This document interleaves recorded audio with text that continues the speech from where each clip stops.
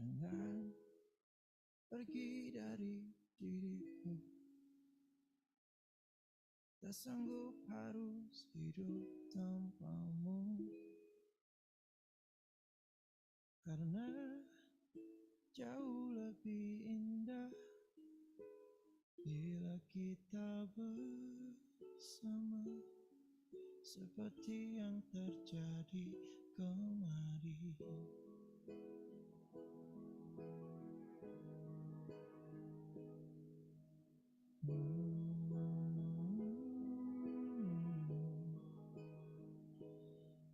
Kini harus aku lewati langkah demi langkah yang menyepi, membalut luka lagi yang ku tahan hingga kini. Habis sudah nafasku menyebut namamu. Oh, takkan hilang cintaku padamu, takkan hilang walau kau memilih pergi, takkan hilang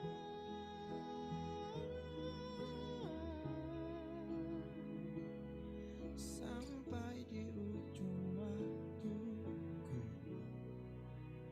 Mencintamu tak terganti, takkan.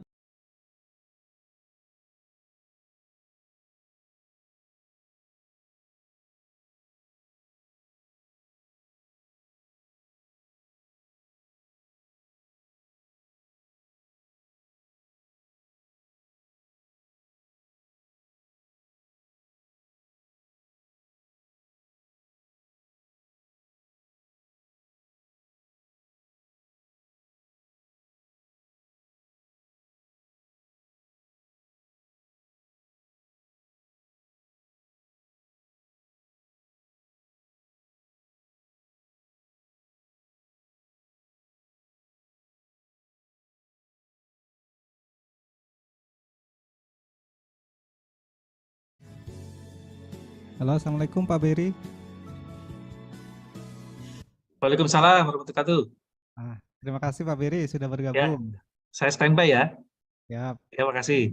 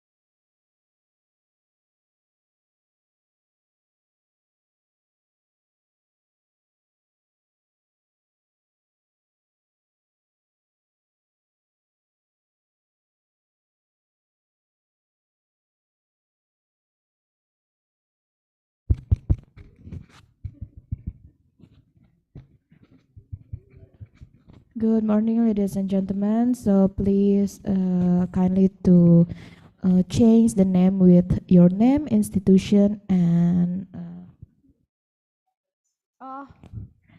country. Thank you.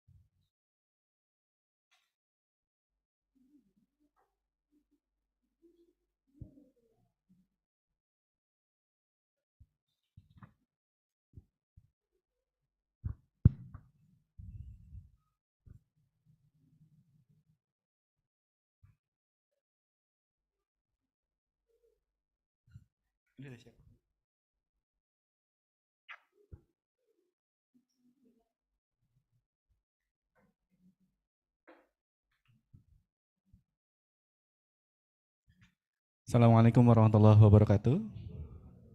Good morning, everyone. May I have your attention, please? Our session is about to begin. Please have a nice seat for all those participants who are already in this room. Please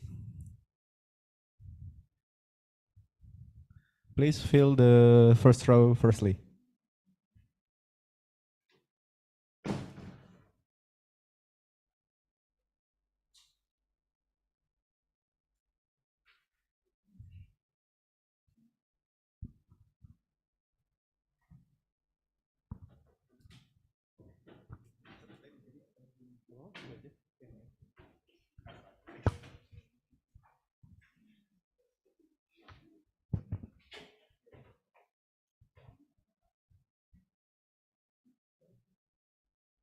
Okay, distinguished guests, ladies and gentlemen, before we start this event, let us pray in accordance with trust respectively. May God make this rewarding event for all of us, and the event will run smoothly and conductive. Pray, begin.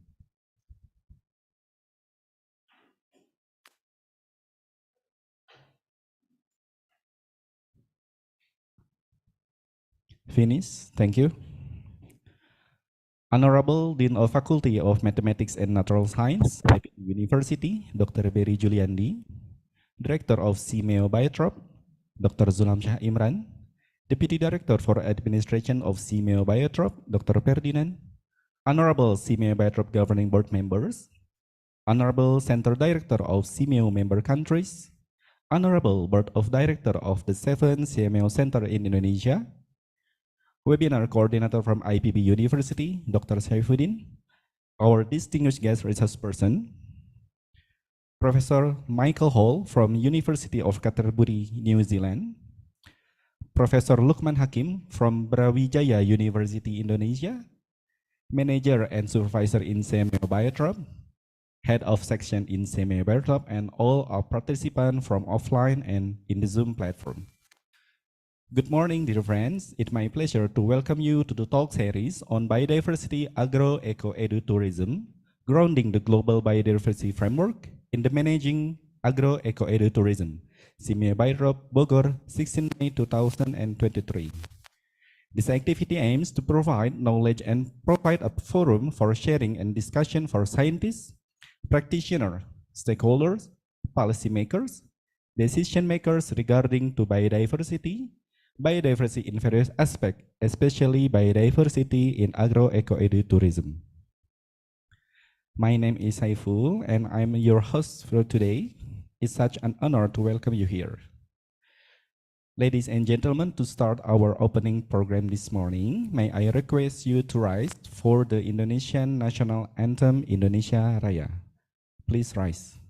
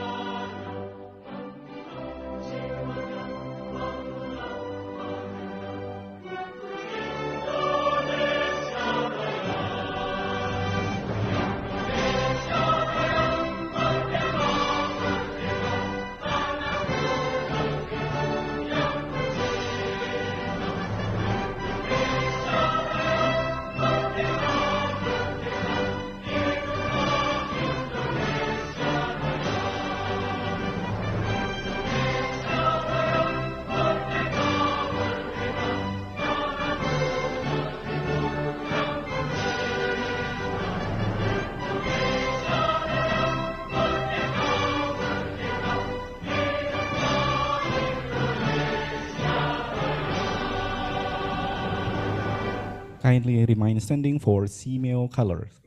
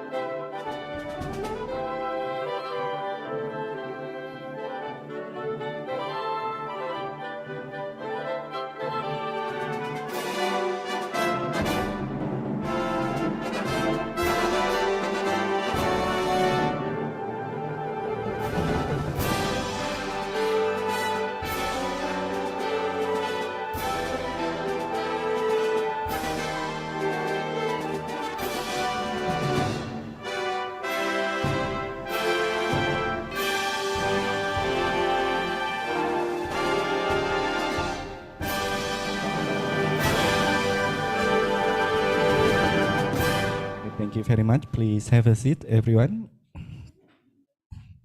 Ladies and gentlemen, now may we draw your attention as our warm regards to present our SEAMEO song.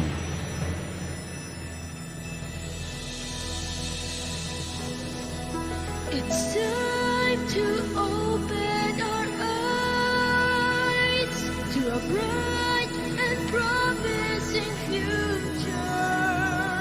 We'll rise to the call of the times and create a stronger tomorrow. Let's start to make a difference, teaching everyone to learn through science, health, and technology. We will share our expertise by promoting knowledge and policies. We can build a better world.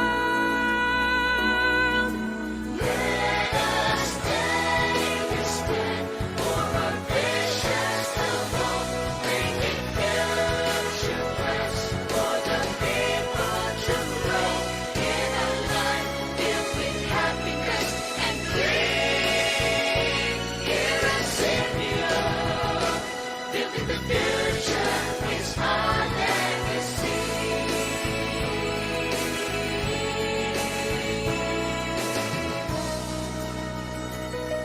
We'll achieve our goals through partnership, creating opportunities. By working hand in hand, we can accomplish all our dreams. For a better quality of life is now within our reach. Let us take a stand for our visions of hope, making future plans for the people to grow in a life filled with happiness and dreams. Here at SEAMEO, building the future is our legacy.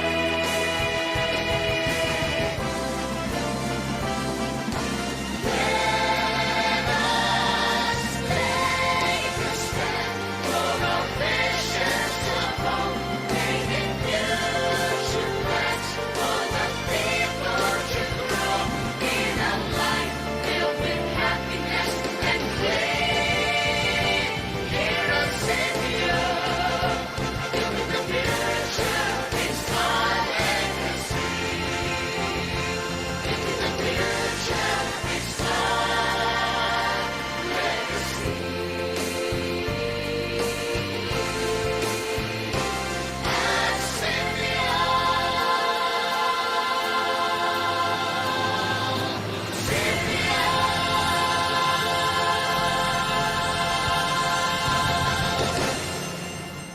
Okay, thank you very much, everyone.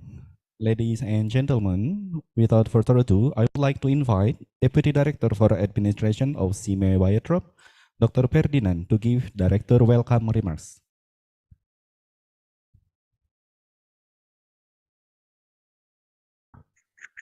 Baik, terima kasih banyak Mas Saiful ya.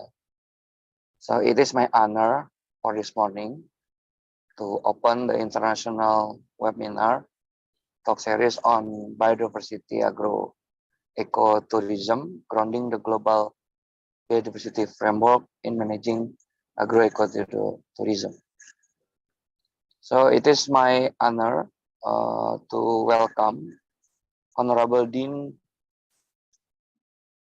of the Faculty Mathematics Natural Science IPB University, all the SEAMEO BIOTROP Governing Board member who can attend this international webinar, Honorable Center Director of SEAMEO member countries, Honorable Board of Directors of the 7 SEAMEO centers in Indonesia, and then our respected research person, Professor Colin Michael Hall, Ph.D. from University of Canterbury, Christchurch, New Zealand, Professor Luchman Hakim, Brawijaya University, Malang, Indonesia, and our respected moderator and webinar coordinator, Dr. Saifuddin from Department of Biochemistry, Faculty of Mathematics, Natural Science, IPB University, manager, supervisor, coordinator at SEAMEO BIOTROP, and all distinguished participants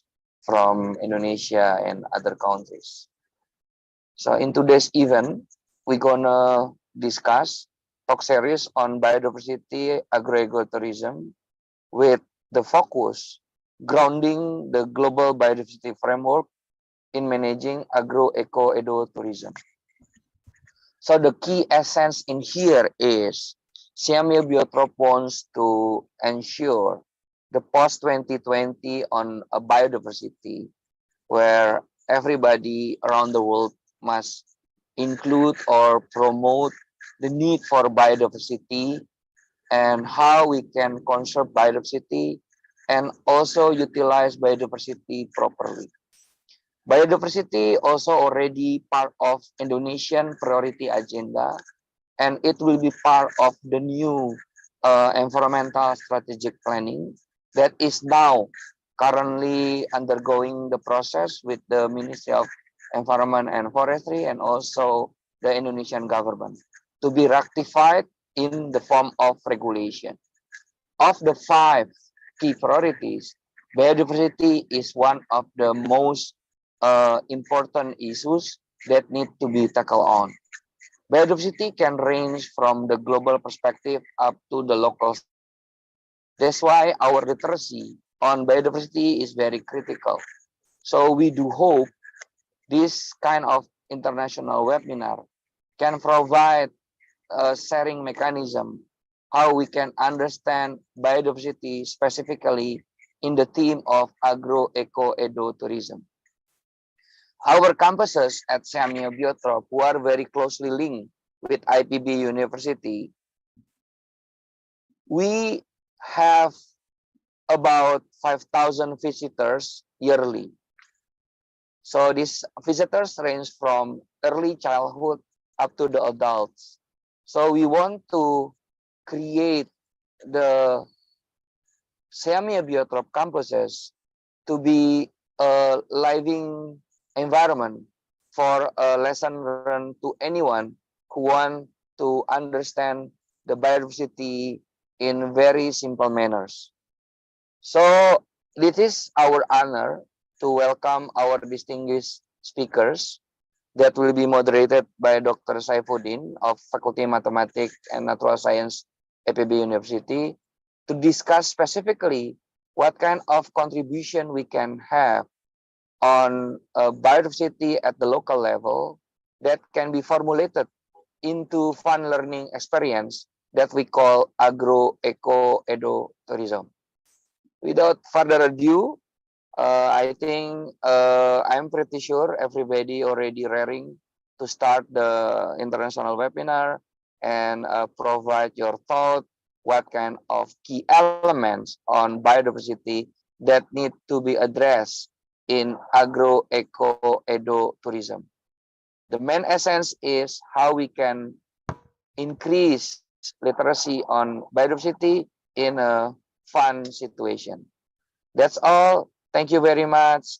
And with that, in case the international webinar is open for the participant. Thank you very much. Okay, thank you very much, Pak Prinan. Please give big applause, everyone. Ladies and gentlemen, please join me in welcoming Dean of Faculty of Mathematics and Natural Science, IPB University, Dr. Berry Juliandi, to give remarks and open the webinar talk series officially. Please, sir. Assalamualaikum warahmatullahi wabarakatuh. Good morning, Honorable SEAMEO BIOTROP Governing Board members, Honorable Director of SEAMEO BIOTROP, Dr. Julhamsa Imran, Honorable Deputy Director for Administration of SEAMEO BIOTROP, Dr. Ferdinand, Honorable Center Director of SEAMEO members countries, Honorable Board of Director of the 7 SEAMEO centers in Indonesia, our respected resource person, Professor Colin Michael Hall, Ph.D. from the University of Canterbury, Christchurch, New Zealand, Prof. Luchman Hakim, Ph.D. from Brawijaya University, Malang, Indonesia, our respected moderator and webinar coordinator, Dr. Saifidin, from the Department of Biochemistry, Faculty of Mathematics and Natural Sciences, IPB University, manager and supervisor in SEAMEO BIOTROP, and also distinguished guests, ladies and gentlemen. As we know, life on Earth has varying degrees of biodiversity at many levels, starting with the level of genetic diversity and extending to the complexity of species, various life forms, and their functional role, which is later stages are organized into spatial patterns of biological communities in the form of ecosystem. Indonesia is a country rich in biodiversity and is known as a mega biodiversity country that has ratified the Convention of Biological Diversity, or CBD. Ratification of the United Nations Convention on Biological Diversity is contained in the 1945 Constitution number 5 of 1994. Based on the 1945 Constitution number 5 of 1994, the existence and sustainability of biodiversity for life needs to be guaranteed. This biodiversity includes ecosystem, types and genetics of animal, plants, and microorganisms. Biodiversity has experienced a global decline, which can disrupt the balance of life on Earth and disrupt human survival. Aichi biodiversity target have ended in 2020. In supporting the achievement of Aichi biodiversity targets, Indonesia have carried out many actions at the national level. The report, which is a nature report, was submitted to the BD Secretariat in 2019. Globally, the achievement of the Aichi biodiversity target is not fully achieved. December 7, 2022, Convention Biodiversity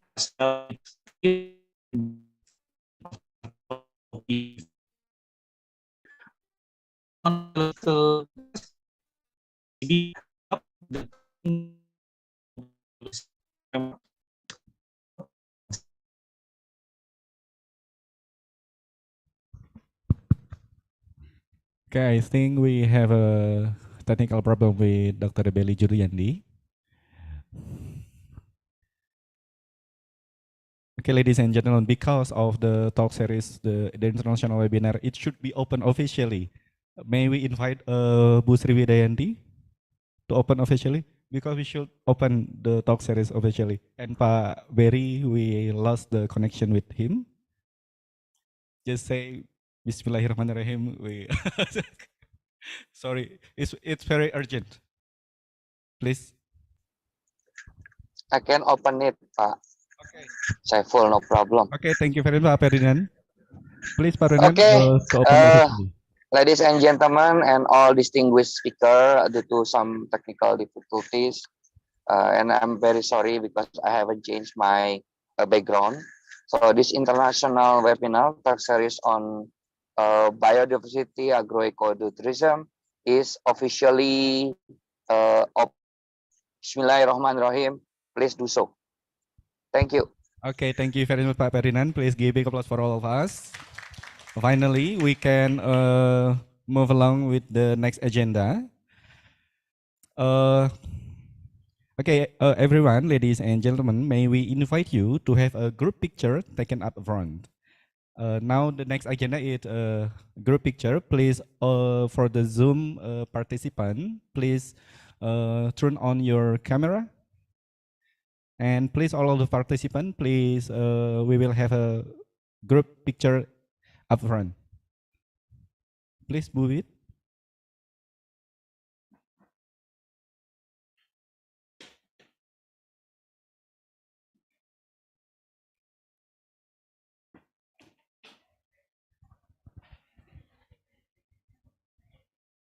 Oke, Kang Asep, dibagi berapa? 2 kali? Oke. We will have a twice time for group picture because a lot of student in Jati room. Okay, please. Mbak Ica, Mas Romi duduk aja sini nemenin Bu Wiwit dan ini.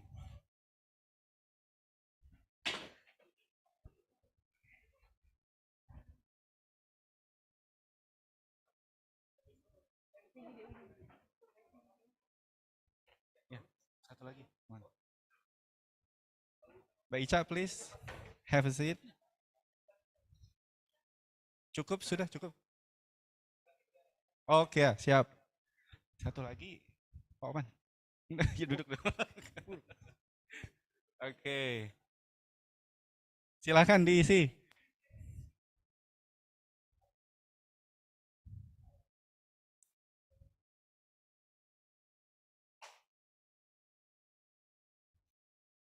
Nggak apa-apa, biar simetris. Kayak Wes Anderson. Jadi gue.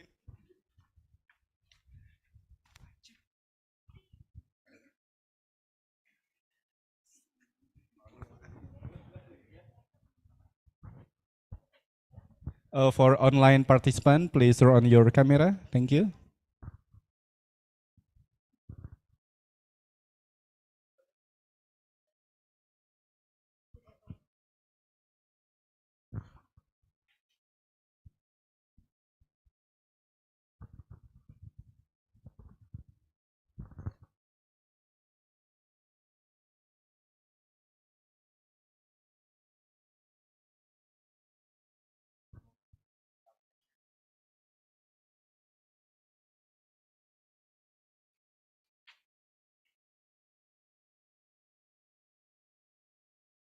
Okay. For the next session, please come. Ini sini aja dulu.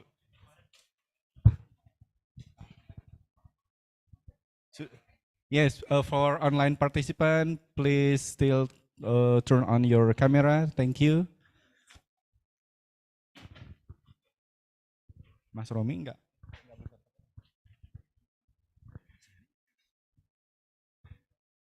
And thank you very much. And good morning, Bu Evelyn from the Philippines.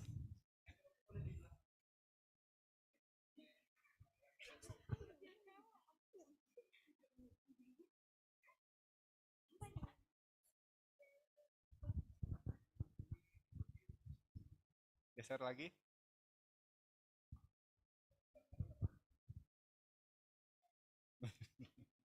Selah-selah yang jelas. Oke, apa Pak?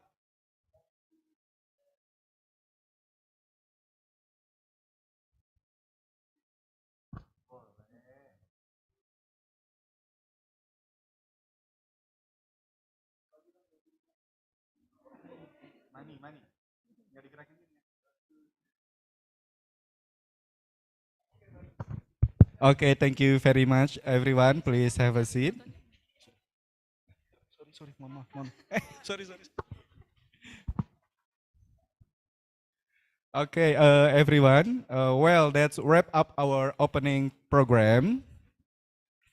Ladies and gentlemen, it's now my pleasure to introduce our respected moderator. He is a phenomenal, successful person with strong leadership skills. He is a friend of mine. Distinguished guests, ladies and gentlemen, please join me in welcoming Dr. Syaifuddin. Mas Indra, can you show the CV of Dr. Syaifuddin? Okay, this is the curriculum vitae from Dr. Syaifuddin. He is born in Brebes, July 9th, 1985. Not so old, still young lah ya. Live in Bogor for now, and he is from Biochemistry Department, Faculty of Mathematics and Natural Science, IPB University. His position now is assistant professor. Hopefully in the near future, he will become the next professor. And the contact email and phone you can write down. And if you need anything about the biochemistry things, you can contact Dr. Syaifuddin. For bachelor education, he got from IPB University, and the master program also from IPB University, and for the PhD from Okayama University, Japan. Now he is a lecturer in biochemistry department, and he's research fellow at Okayama University, Japan. Please welcoming Dr. Syaifuddin. Please big applause for him. Okay, thank you for the nice introduction, Mas Saiful. I always call him Saiba.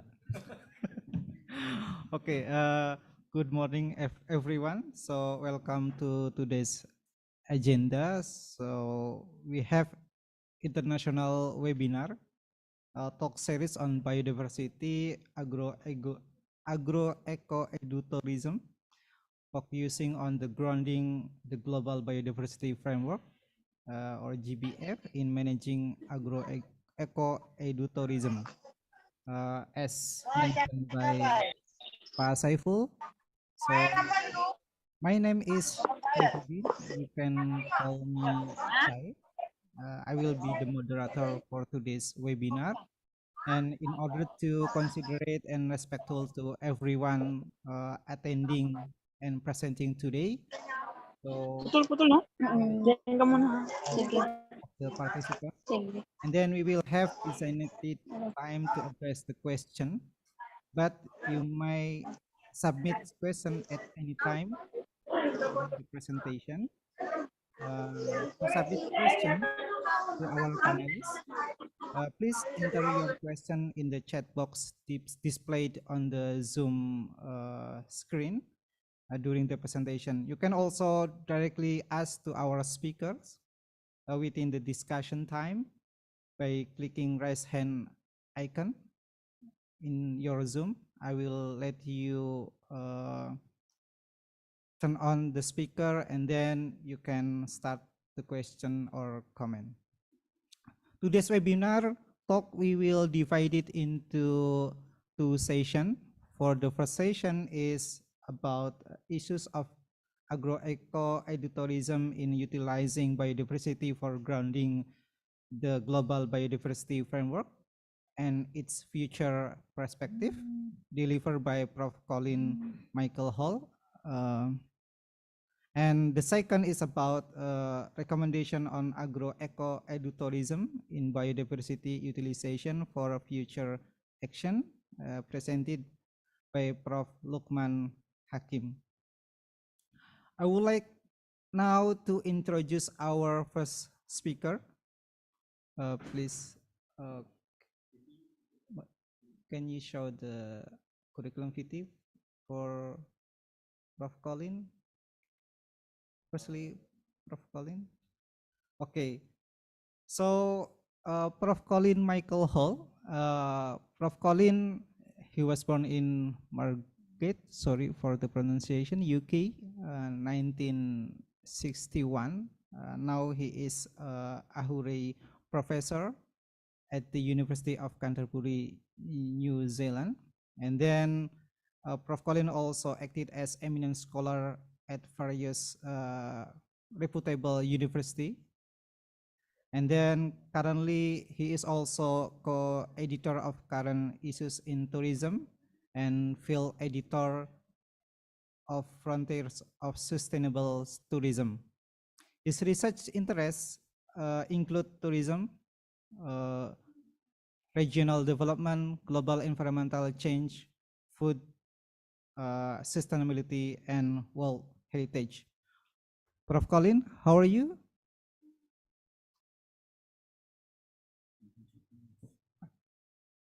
Oh, belum join. Okay. Okay.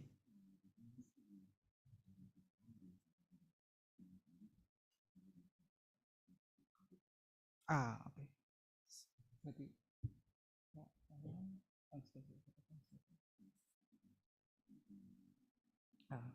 Okay.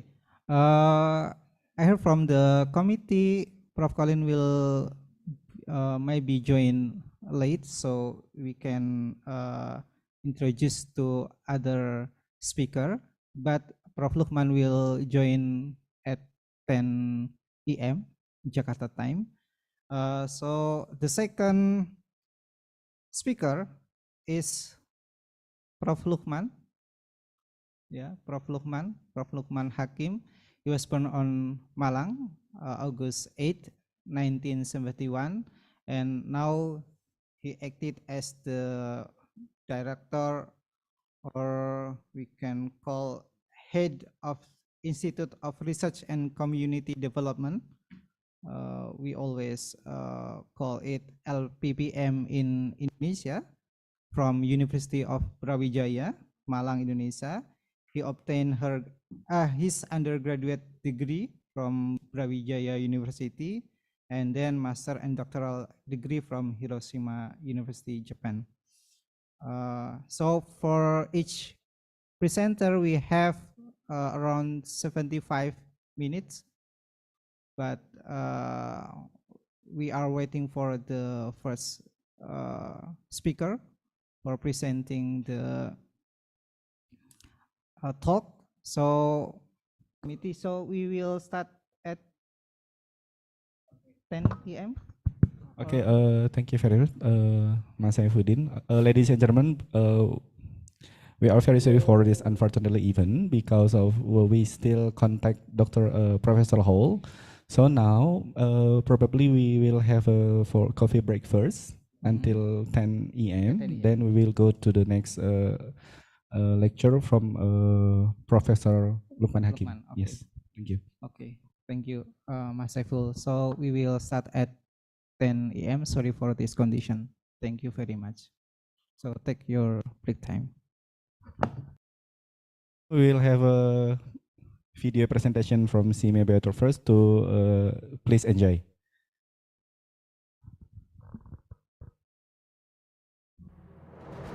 Enjoy the refreshment at the back. Please.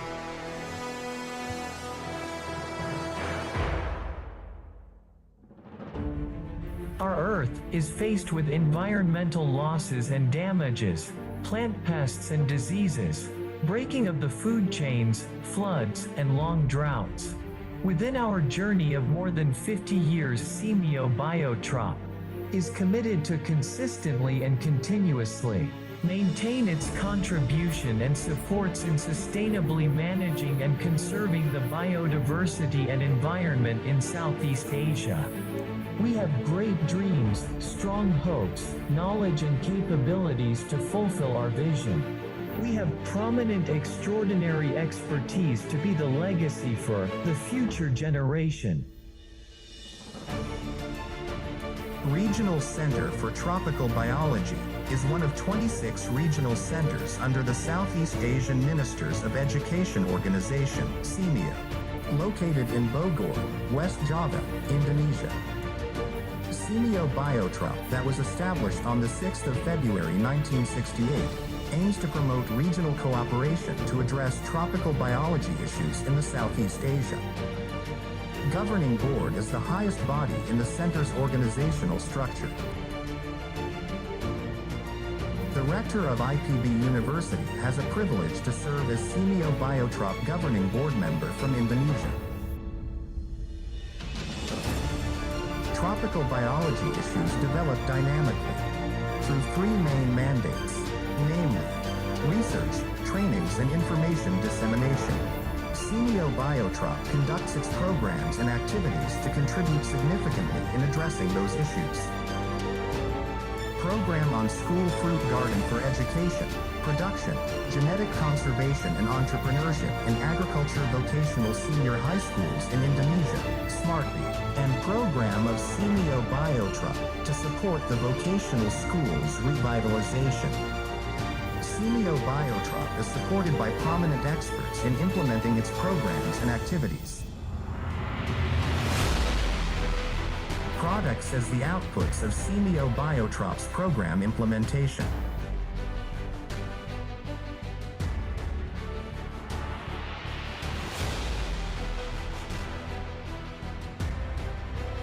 SEAMEO BIOTROPs its international networks, linkages, and various beneficiaries.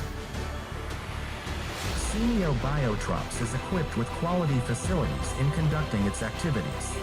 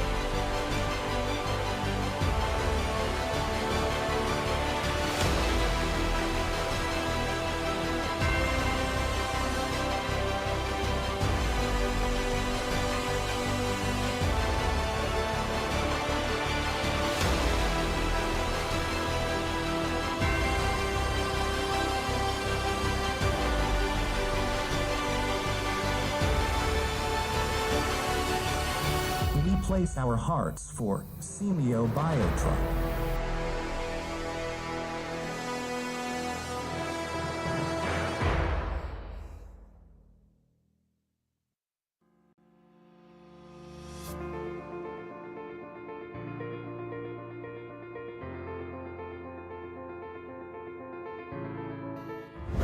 Greetings from SEAMEO BIOTROP.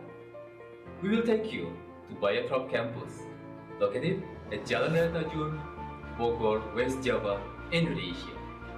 As the community learning park, SEAMEO BIOTROP is equipped with 14 research laboratories, as well as greenhouses and research fields.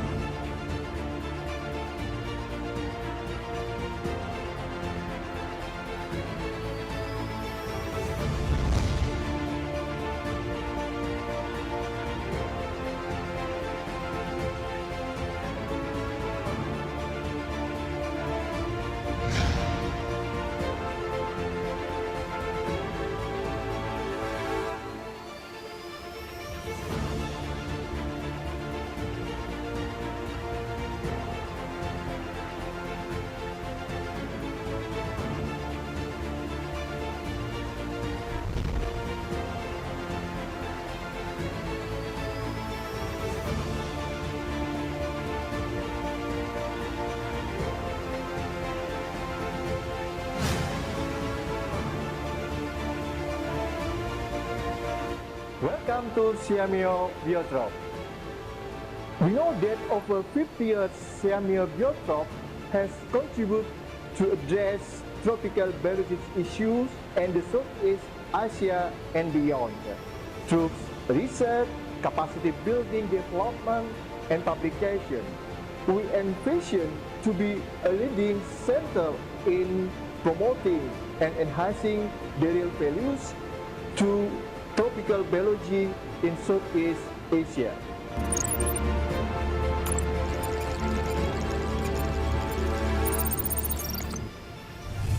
Hydroponic and aquaponic units.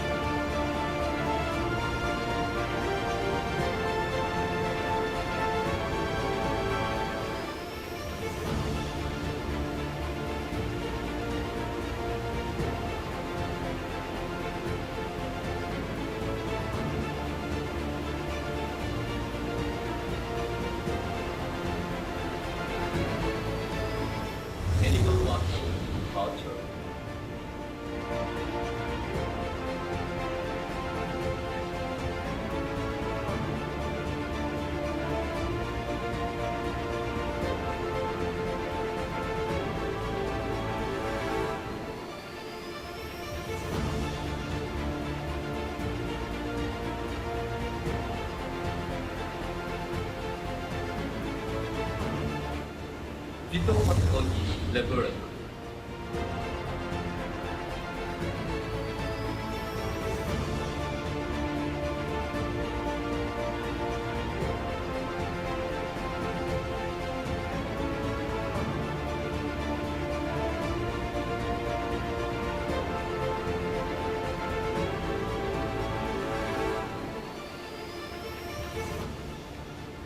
Remote Sensing and Ecology Laboratory.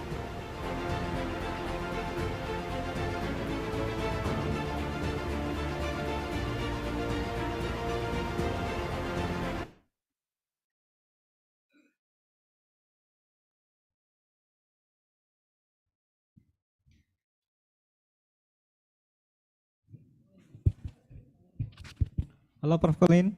How are you? Good morning. Selamat. Selamat pagi, Prof. Colin. Apa kabar? Baik. Baik. Terima kasih. Ya, sama-sama, Prof. Colin. So, Prof. Colin, I already introduced you to our attendees today in the webinar talk, and then, ladies and gentlemen, we will start again now. So, as I mentioned before, so today's webinar we will divide it into two sessions. First will be delivered by Prof. Colin. He will share about the issues of agro-eco-edu-tourism in utilizing biodiversity for grounding the Global Biodiversity Framework and its future perspective. And the second session will be about recommendation on agro-eco-edu-tourism in biodiversity utilization for future action, presented by Prof. Luchman Hakim from Indonesia. So for the first session, Prof. Colin, we have 75 minutes for you to deliver your talk, and then now time is yours. Thank you very much. I'll share my screen if I may.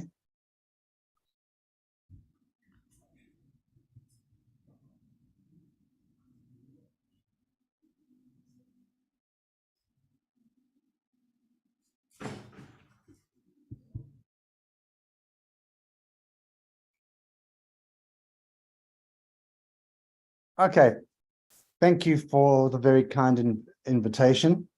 I will not inflict my Bahasa on you. I actually learned Bahasa for 3 years, many years ago now. It is actually very, very useful for frightening any students from Indonesia or Malaysia when they're in class. But thank you very much for the invitation. I think what we're dealing with is a very significant issue. And I thought that the way I would approach the biodiversity tourism relationship is to try and put it into a wider context. For me, tourism is both a contributor to and is affected by global environmental change. This is one of the big paradoxes, one of the big problems we face when we are looking at the tourism and biodiversity relationship. So what I'd like to do today is contextualize this issue, in part with history and in part with looking at the current situation and the future. Because I think the tension that we have between biodiversity conservation and tourism is actually not new. It is very old, and it is yet to be resolved. What can we say? Even with the impacts of COVID-19, we know that tourism is going to continue to expand. Even given the 2 years in which we have been affected by COVID regulations to travel, even taking into account for that, we are still going to reach the UN World Tourism Organization's forecast for 2030. There isn't a doubt for that when it comes to international tourism. Because prior to COVID, international tourism was well in advance of that. So we have tourism growth, some of it related to biodiversity and nature-based tourism, much of it not. But all tourism impacts biodiversity. All tourism impacts biodiversity. Today, I want to consider how do we understand tourism's contribution to biodiversity conservation, and how do we value biodiversity in a tourism context? And I guess that as part of this, I want us to be thinking about the values in which biodiversity conservation is grounded, and in which tourism is grounded as well. Because it strikes me that what we do in terms of biodiversity management and conservation is a reflection of broader values. And I think that's a very important part of why biodiversity and tourism relationship is the way it is. And therefore, I think, given that I've been tasked to looking at the future, I always think the way to understand the future is to have a good understanding of our past. What can we say about environmental change? Tourism is a major factor in environmental change. Here, we are looking at change brought about by humans on a global scale. Climate change is only a part of this. And we can argue whether biodiversity loss, which is obviously entwined with the climate crisis, is more serious or not than climate change. Either way, we have a problem. Either way, we have a problem. If we're looking at the ways in which we can describe human impacts at a global scale, we can refer to them both at a spatial scale, or the functioning of a system, or we can refer to them in terms of a worldwide scale. And here we have things like environmental destruction, forest loss, wetland loss, and obviously biodiversity loss, which is cumulative globally. Either way in which you define environmental change at a global scale, tourism is deeply embedded in such a process. When we come to thinking about tourism and biodiversity, I think we need to put it into a broader context. Tourism's role in environmental change occurs throughout the tourism system, or if you like, at every stage at which we travel. The problem we usually have in terms of research and thinking about tourism is that so much of the research occurs just in the destination region or in the attraction. The problem we have is that the impacts of tourism occur at every scale, every part of a trip.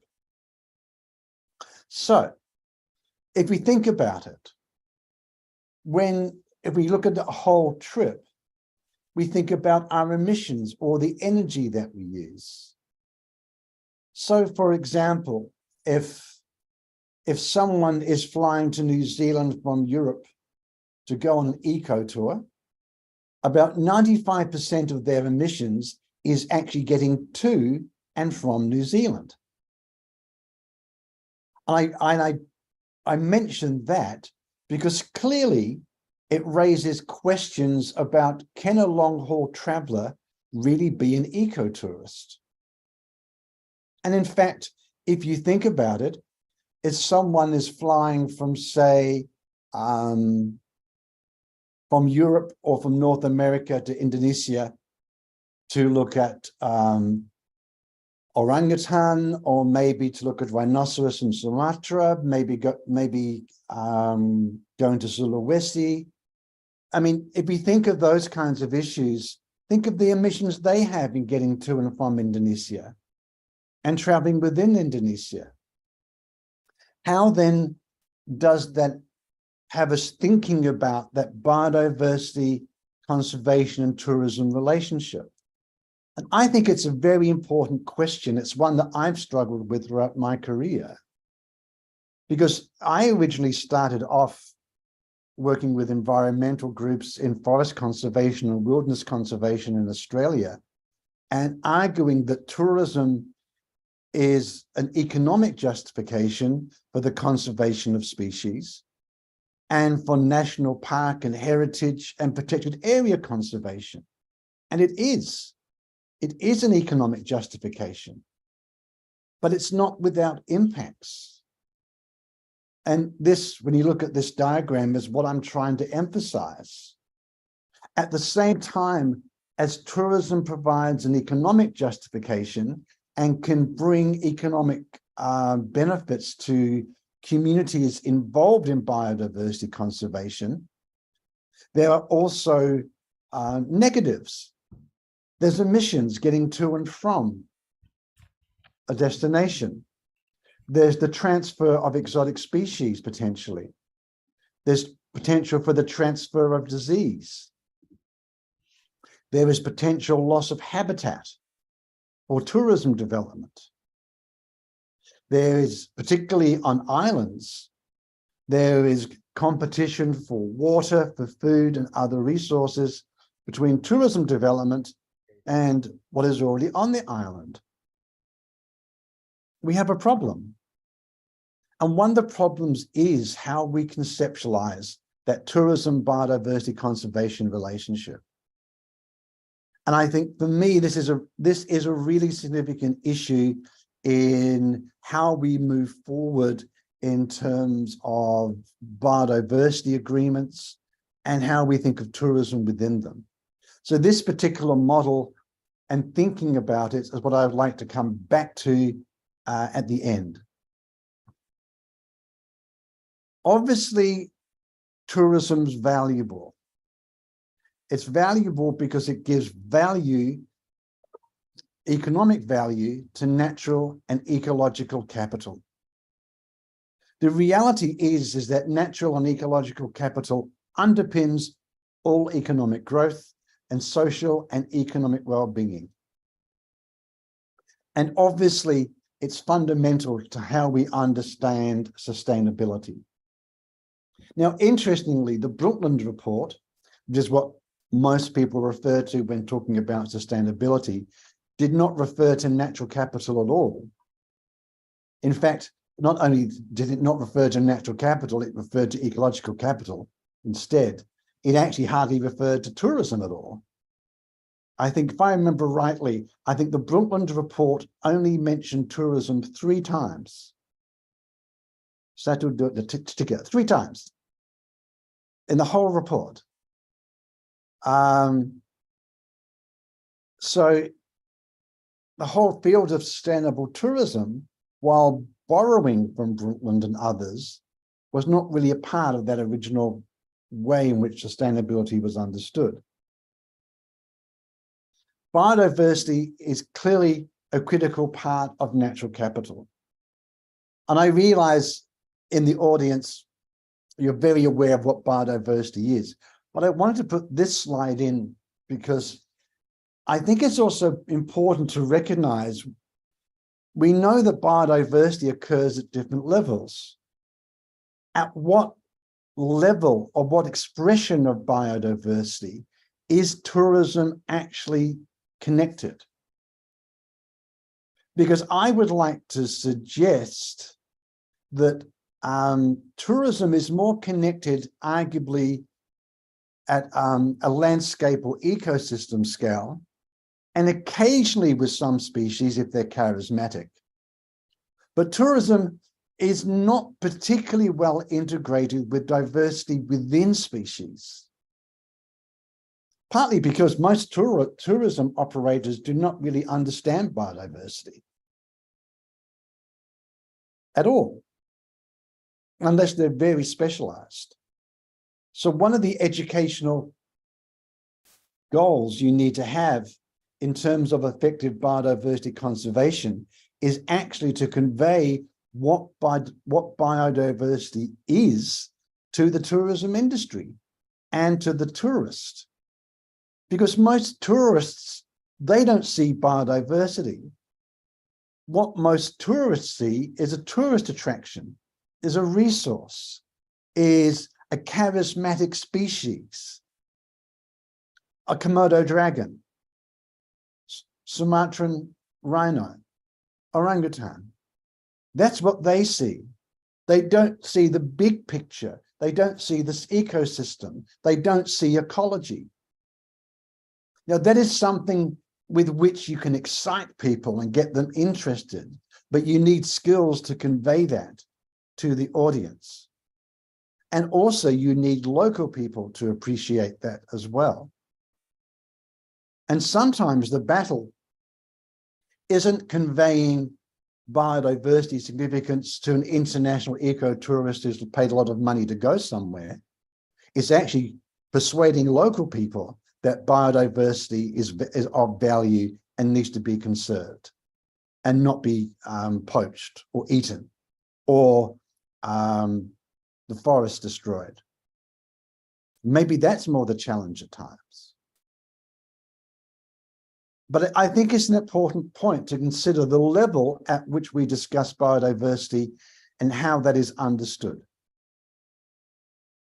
What we do know is that tourism has long been used to justify protected area creation and species protection. So tourism is an economic response to the decline of natural capital. Tourism is an economic response because humans, unfortunately, most humans do not value nature for its own sake. They see it mainly in economic terms, or maybe they don't see it at all. But we have an issue, therefore, in how do we understand tourism impacts? And one of the things I want to try and convey is that I think that much of our understanding of tourism and biodiversity is often thought of at a very local, a destination or attraction scale, and in a very short time scale as well. There's often not appreciation of the big picture, of the global impact, and very importantly, of the effect over time, the effect over time, the cumulative effect of tourist after tourist after tourist visiting somewhere, which is significant. And I think it raises fundamental questions about the gap between the idea of sustainable tourism and the reality of sustainability. Because the irony, maybe it's an irony, and the reality is the more there is written about sustainable tourism, the less sustainable tourism actually is if we use empirical metrics. And in fact, I would argue that one of the problems is how we conceive of sustainability, how we conceive of balance. Can we really have a balance between economic and social goals and biodiversity conservation? Is it really possible? The way it's done at the moment, at least. One could argue that much tourism growth is already uneconomic if you were using a measure of running down natural capital. And is it really possible to promote growth, including that of tourism, over the long term without damaging natural capital? So why is history significant? Well, it's significant because the issue I'm raising and the fundamental management problem I am raising is not new. It's been with us for 150, 160 odd years, a very long time in our lifespans. And it goes back to a bigger debate which occurred in the 19th century and which is still with us to the present day, which we could sort of define as economic conservation versus romantic conservation, economic conservation versus romantic conservation. And this debate over, are there environmental limits to economic growth and tourism growth? Such historical questions are extremely significant, because they remain with us, as I'm going to be arguing, to the present day. How we conceive of national parks, how they're defined, stems from this fundamental question that we've had for so long. And it raises real questions about how successful can our present day attempts be to have sustainable forms of tourism.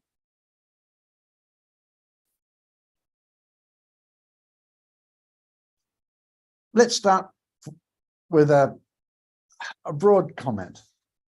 How humans are tied into the environment, how we see the environment is not a given.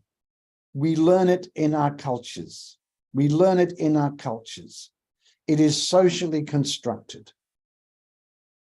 Now, in Western society, any appreciation of wild nature did not occur until the late 18th century, early 19th century.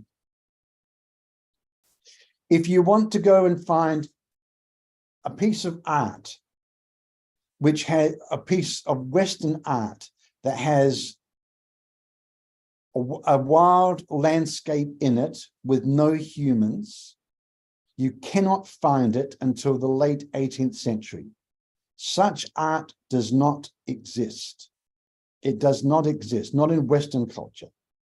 Why? Because nature, until that time, was seen, wild nature especially, was seen as negative. What was the ideal landscape? A farm landscape, an urban landscape. A wild nature was just that, wild. That's how it was conceived. And it was not until the Industrial Revolution and the emergence of what we call the Romantic movement, in which you saw such change. So you have a picture in front of you by an artist called Caspar Friedrich, which shows mountains in the background. Why is it significant? Because these paintings didn't exist until just over 200 years ago. And it took a shift in how we conceived of nature. What was the ideal nature? And this is important. It is a really important issue, because why do we want to conserve?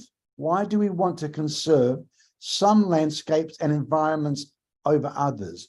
Why do we see some landscapes as ideal? Why are some landscapes used in tourist promotion and not others? What is it that is the ideal for the tourist? Where does this come from? Where does a tourist learn this? And I want to be arguing that this is nothing new. And I think especially it's important to understand European and North American ideas here, because the notion of protected areas and national parks, remember, is borrowed from the United States, essentially.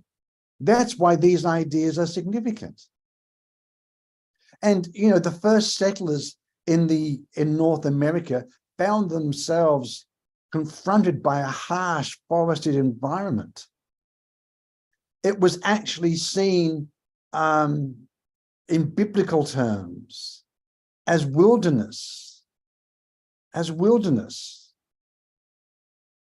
And instead, a rural landscape was the ideal. And this particular painting by Thomas Church is significant because it actually shows on one side the agricultural landscape, and on the other you have the wild landscape. And if you look at the bottom of the picture, you may just be able to make out there is a North American Indian, First Nations person represented as well. And this was the ideal image. And it wasn't until about 200 or so years ago that that notion of wild nature being positive changed. And you had a shift in how wild nature was seen. And it occurred over a very short space of time in Western society, 20, 30 years. And wilderness lost some of its wildness and being a landscape of fear, and forests being landscapes of fear, to become landscapes to be admired and landscapes of awe.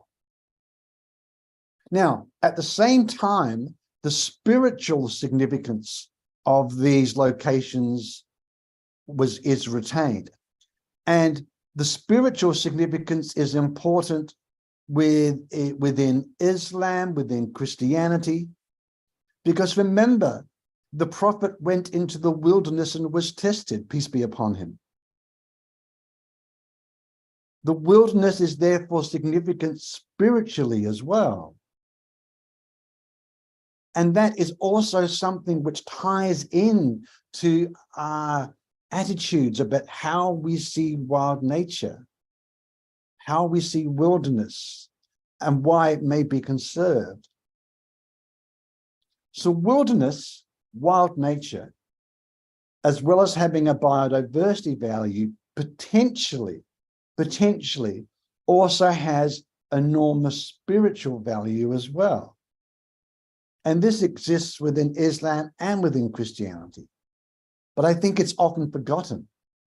But I think it's very important because it also suggests that there is other ways of looking at nature more than just in an economic sense, which create positive relations for tourists if they are communicated effectively.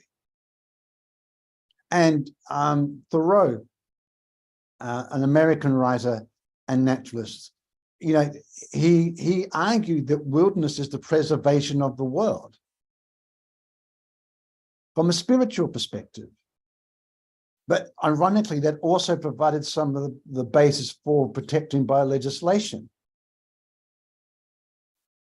And this is where understanding the wider context of protected areas is important. If we look at the 19th century, we had this massive shift in how wild nature was understood. This is a particular picture by Albert Bierstadt, who was part of the Romantic nature movement in the United States. It is of Yosemite Valley. Yosemite Valley was the first, it depends how you define it. Yosemite Valley was the first national park within California. It is arguably the first national park in the United States ahead of Yellowstone. Why? Because it was federal land that was given to California state to manage, which later became federal again. But what's also important here with these pictures is that at the same time as these pictures were being used to promote preservation, they were also being used by railways and tourist businesses to promote visits to these areas of wonder. This relationship between tourism and wild nature and what we would now think of as perhaps as biodiversity conservation and protected areas is much older than what we think. So we're looking at over 150 years ago.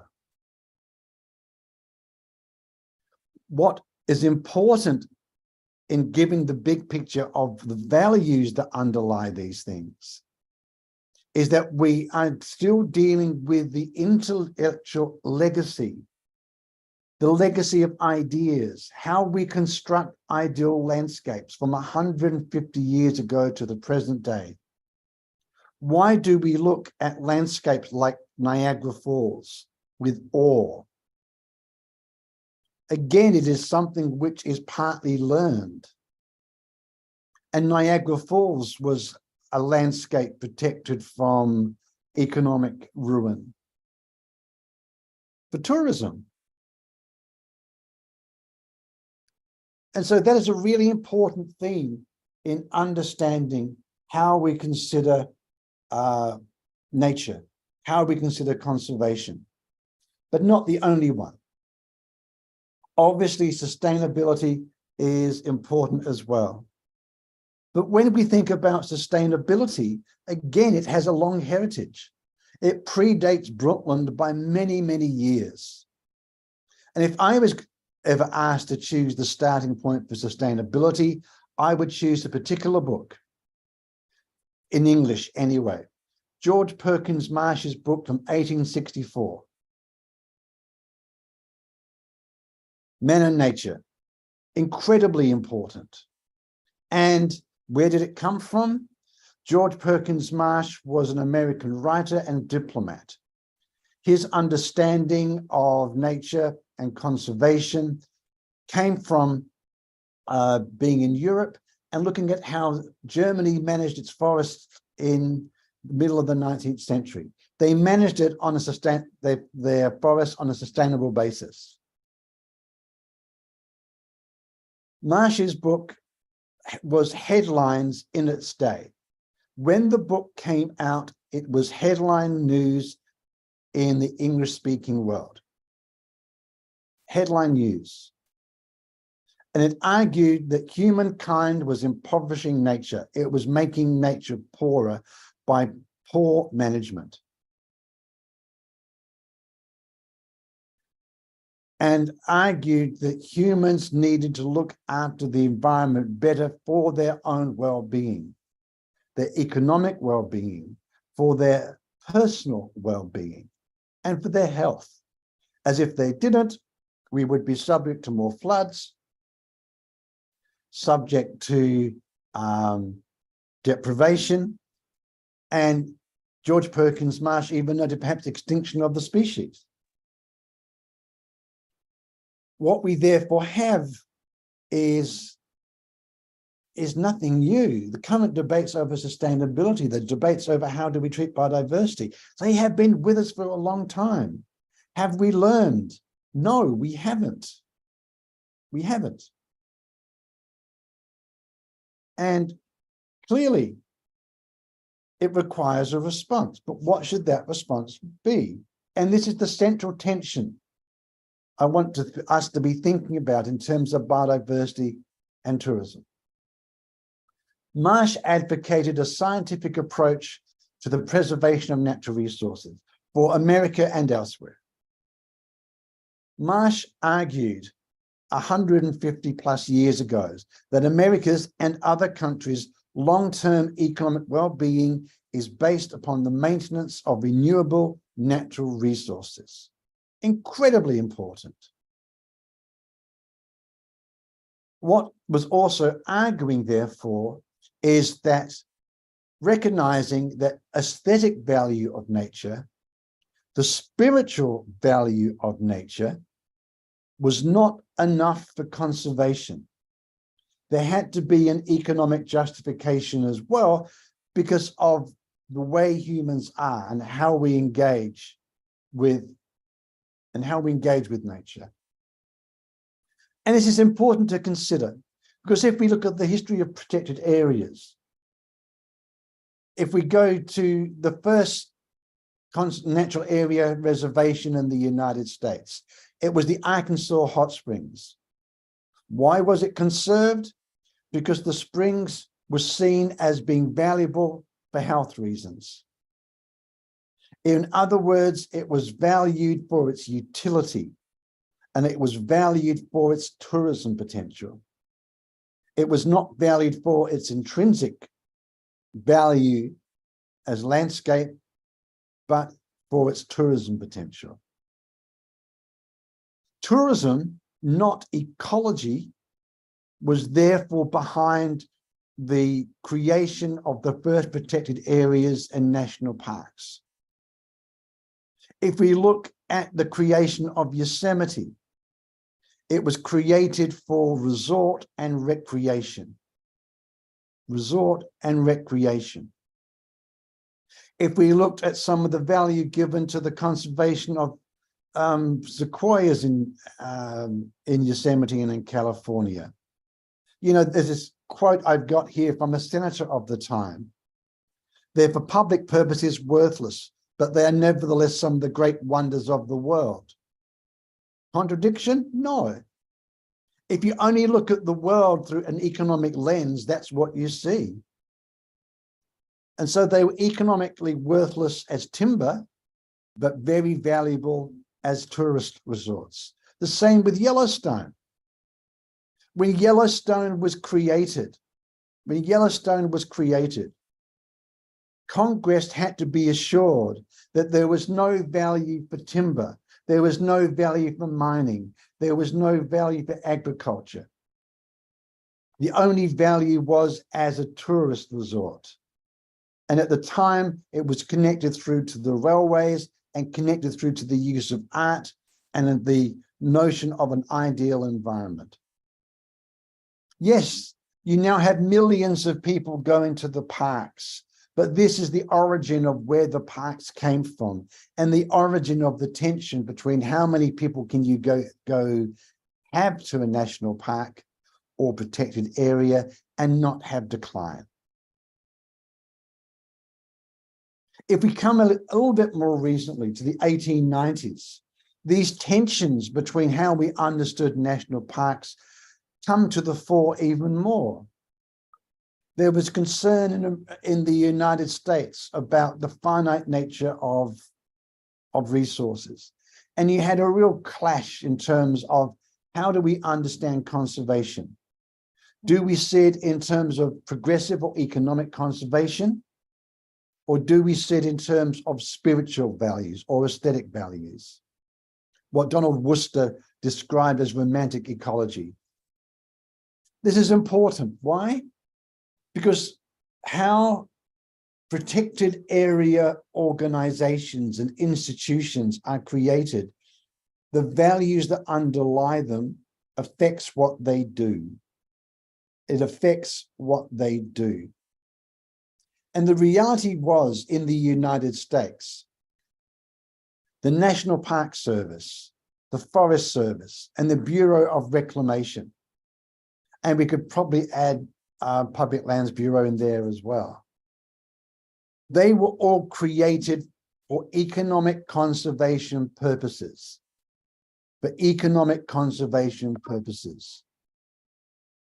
And when that occurred, and you didn't have dam construction or you didn't have timber harvesting, what did you have? You had tourism. Tourism gave value. The first time that ecology was ever mentioned in a national park creation in the United States was in relation to the Everglades in the 1930s. Until that time, it was basically scenic justification and tourism justification. It means therefore, that if you look at the history of protected area conservation, biodiversity conservation, you have this enormous weight of economic justification for conservation, which comes from the likes of Gifford Pinchot, who was head of the Forest Service at the turn of the 20th century in the United States. And this is what we inherit when we see the transfer of protected area and national parks idea around the world, including, I would argue, to Indonesia and elsewhere in Southeast Asia. In that, to justify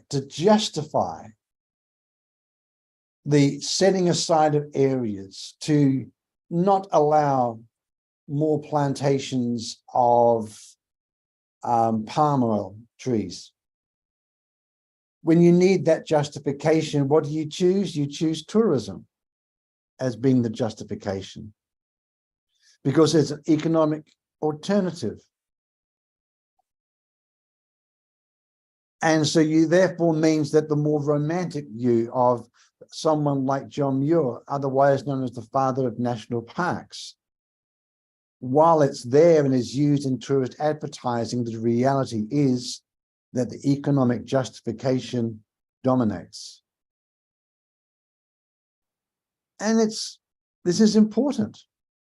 It is important because the stresses we have now in terms of trying to justify biodiversity conservation stem to this time.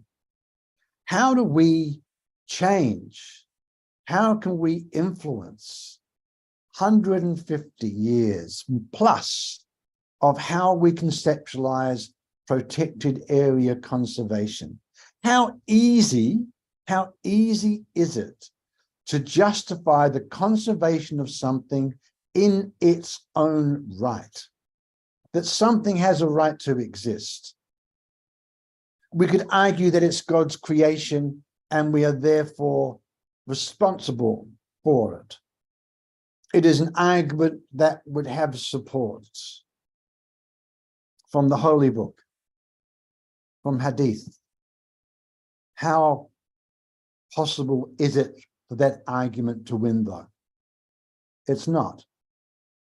Unfortunately, we still need an economic justification in the day-to-day reality of arguing for conservation. And this is where tourism clearly comes in.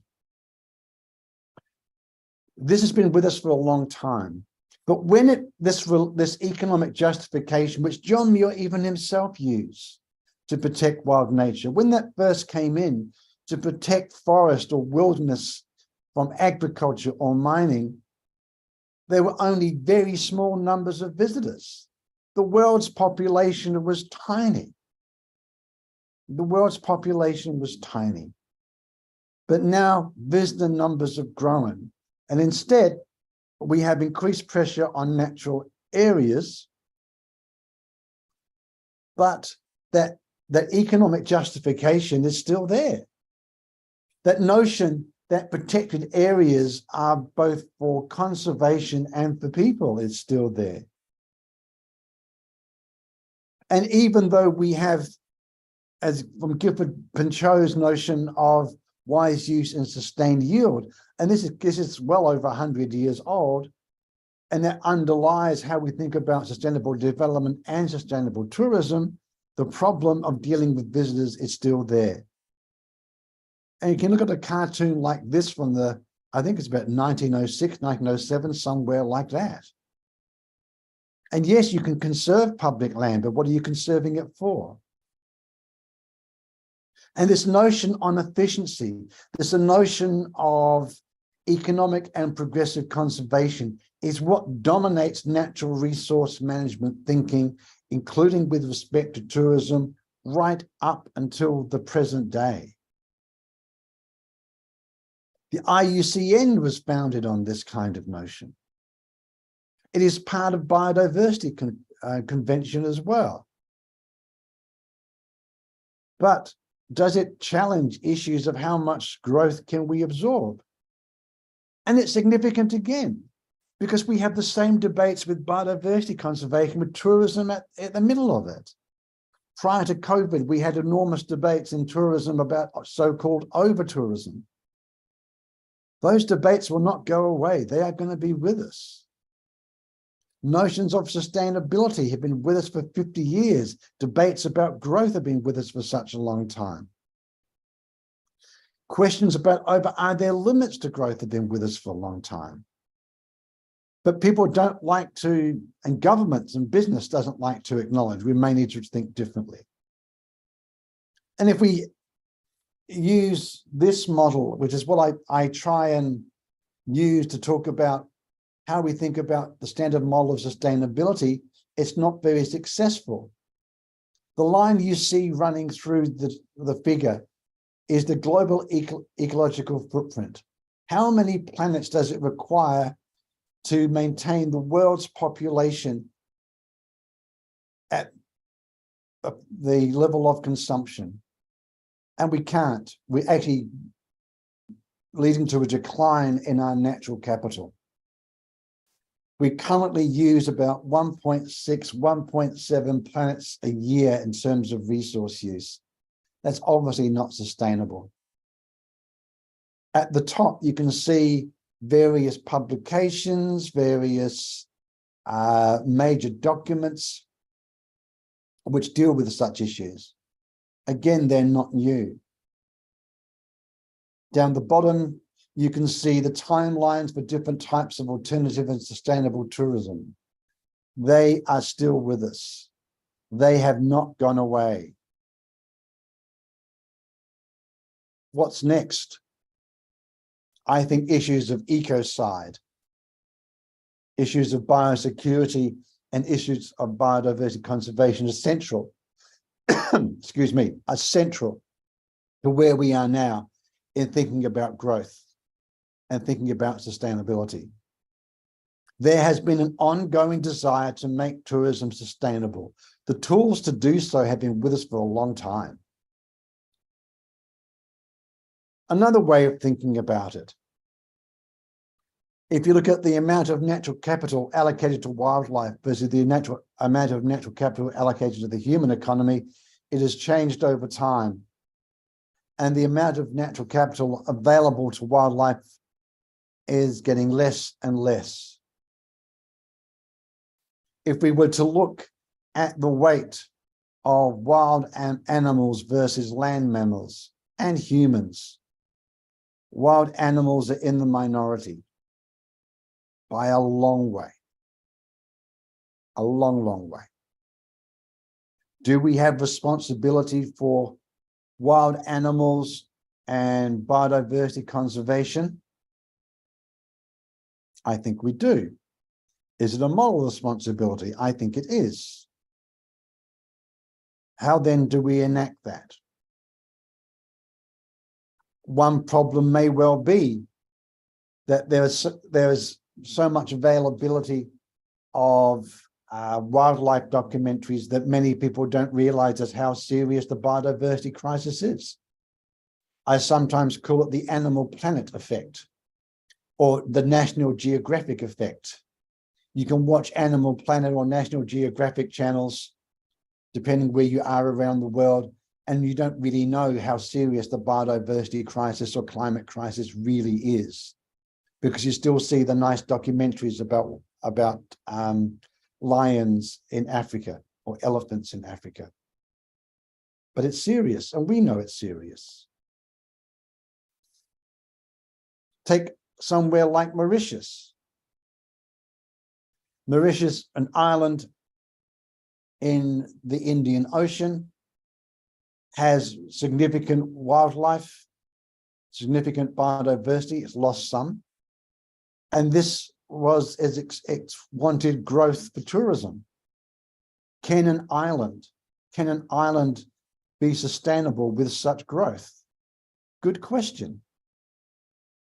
Because while at one side you have romantic pictures of somewhere like Mauritius with its green background, blue skies and seas, there's a reality to that. The reality is that the resort is built on what was wetland. The whole resort strip here at an area called Flick and Flack is lost wetland.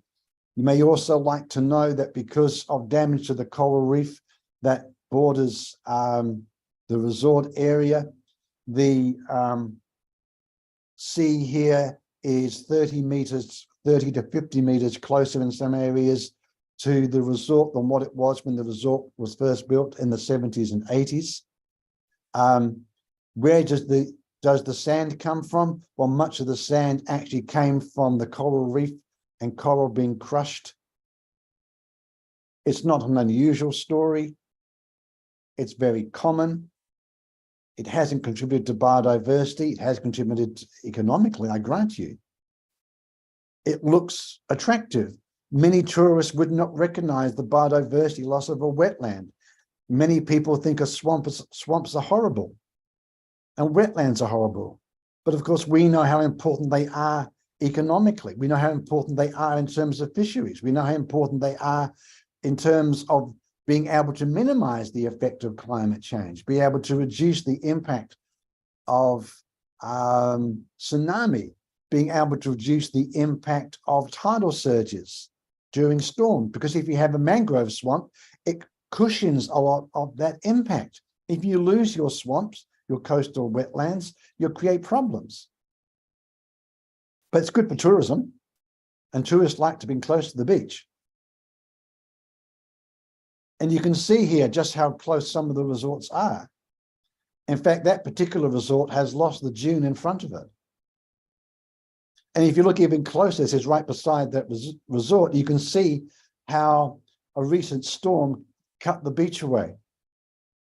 And how when the storms come through, how this low-lying coastal area that's used for resorts gets flooded and has to be reclaimed. This is the reality in many places of the tourism biodiversity relationship. Just because somewhere looks green doesn't mean it is. What is appropriate tourism development? How can that be managed? This is actually the reef off that particular area. And it's not very inviting. It's not very colorful. Most of it's not very healthy, and there's very few species. You can still go diving there, but you have a major problem. This is the reality of tourism development.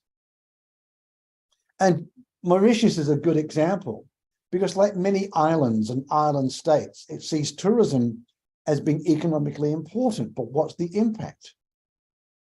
And Mauritius, of course, is associated with one of the most important biodiversity losses of all, which is the loss of the dodo, an extinction. And we know that the rate of extinction is increasing. But at the same time, tourism is contributing to conservation. It is also contributing to destruction. If we look at the principal pressures which directly drive biodiversity loss, and this is taken from the Convention on Biodiversity Conservation, tourism is a factor in all of them. Habitat change, overexploitation, pollution, invasive species, and climate change. We know that it's important to conserve biodiversity, but it means that at the same time is that tourism is being used as a justification for conservation. Tourism is also affecting conservation efforts in the short and the long term. Tourism is used in imaging. We have images of tropical forests. We have the UK using woodland forests. We have Australia using wallabies on a beach. I would add, you hardly ever see wallabies on a beach or kangaroos on a beach in Australia, but somehow they were there for this picture. And so wildlife biodiversity is used for tourism promotion. But the reality may be quite different. Tourism does have a really important role. It's used for on-site conservation. It's used for justify the conservation in zoological gardens. It can help reduce human pressure. It can also be used to rewild and rehabilitate wildlife and conservation. But it is challenging. And obviously one of the major issues we face, if we go back to that diagram I showed at the beginning, is that at the same time that tourism is contributing to conservation, tourism is simultaneously also negatively affecting these areas. How then do we reconcile these things? I think botanic gardens is a good example of tourism in action, but very important is thinking about the protected areas and ecosystems. And so whether it's an existing ecosystem or whether it's restoration ecology and rewilding, tourism is the economic justification. So, for example, we have tourism being used and ecotourism being used as a justification for the reintroduction of beaver. That's the species on the bottom right into the UK, of bison, European bison into other parts of Europe, and of reintroduction of wolves. These charismatic species attract tourists. But in the act of attracting tourists, there is potentially environmental damage as well. And this is the tension. This is the paradox. On one side, the economic impacts of tourism justify conservation of an area or a species. It can bring in income for conservation management and for communities in near protected areas. But how can that be weighed up against emissions from tourism, biological transfer, invasive species, habitat loss, and very importantly, thinking about change over time? And very importantly, what happens if you are not a charismatic species? Or as I sometimes say to students, what happens if you're not a sexy species? I mean, here you have on the left-hand side, panda bear, a very sexy, charismatic species. You know, panda bear tourism is very well established. China exports pandas as part of its soft diplomacy. They are the symbol of the World Wildlife Fund for Nature. They're very significant species in one sense for ecotourism. But how do you compare conservation of a species like that versus the conservation of a vampire bat, which most people would regard as not attractive at all? It may just be as ecologically important, but it's not as attractive. So how do you protect charismatic, non-charismatic species? How do you protect them? And that maybe gets back to how we communicate the importance of biodiversity. And so for me, as I look to close up, it means thinking about the big picture. It means thinking about how do we consider sustainable tourism.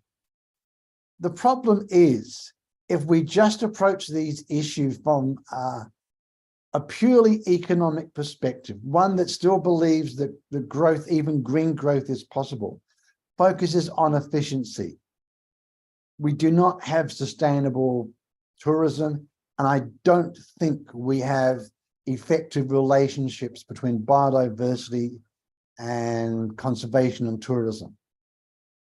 It needs to also be considering consumer behavior as well, and thinking about sustainable consumption, thinking about local supply chains, thinking about distance traveled, thinking about maybe not having so many visitors, but maybe we could charge them more.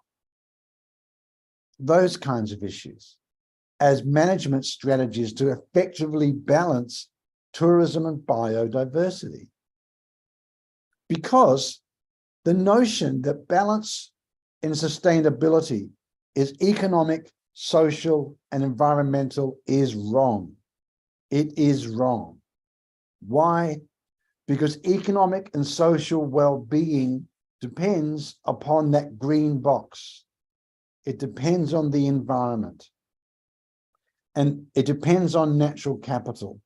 And that is something which some people like John Perkins Marsh has been arguing for 150 years. And that, in fact, should be the basis of sustainability and of effective tourism and biodiversity conservation relationships. It's the environment, stupid.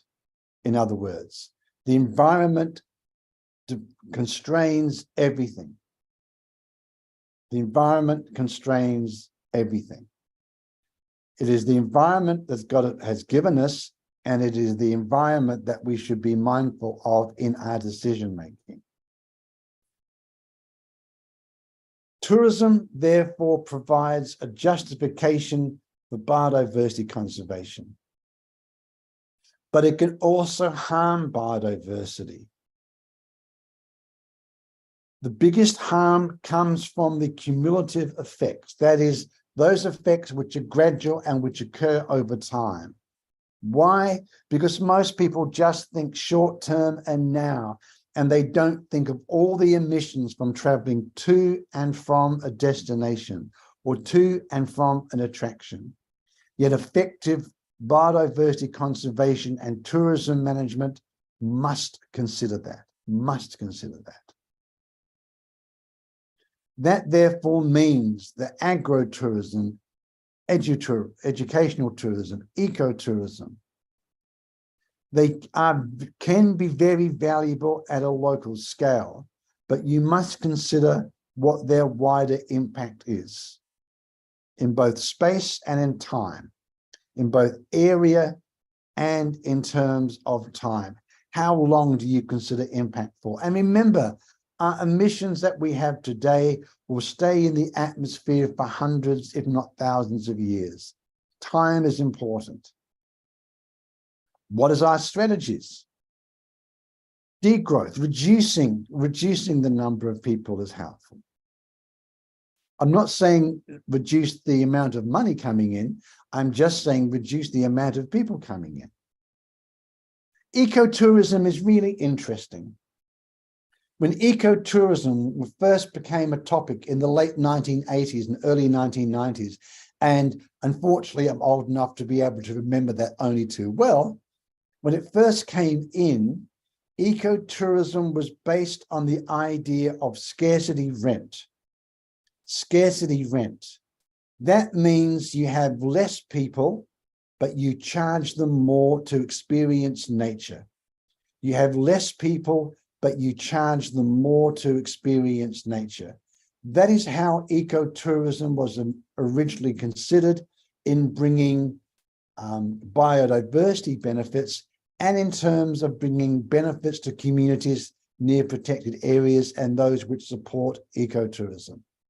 That is what we need to return to, not just think of ecotourism as greenwashing or as branding. We need to reduce the distance and speed that people travel. Sustainable tourism isn't about reducing the amount of tourism at all.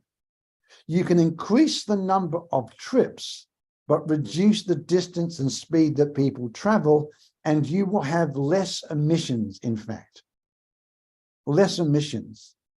You can swap between a closer distance market and a long distance market.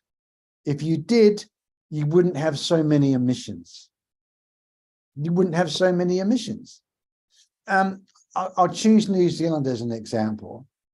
If you replace the European market with the Chinese market, in other words, replace 2 long-haul flights with just 1 long-haul flight, you would have had a huge reduction in emissions. Your market is significant not just for coming to your attraction. It's also significant for their emissions and getting to and from. If you're serious about biodiversity conservation, that has to be considered. Tourism does provide a justification for biodiversity conservation, but perhaps only in the short term. Maybe that's better than nothing at the moment, until we can get long-term strategies in place. But it's obviously a major theme for me. Tourism and growth and biodiversity needs to be placed in a big picture.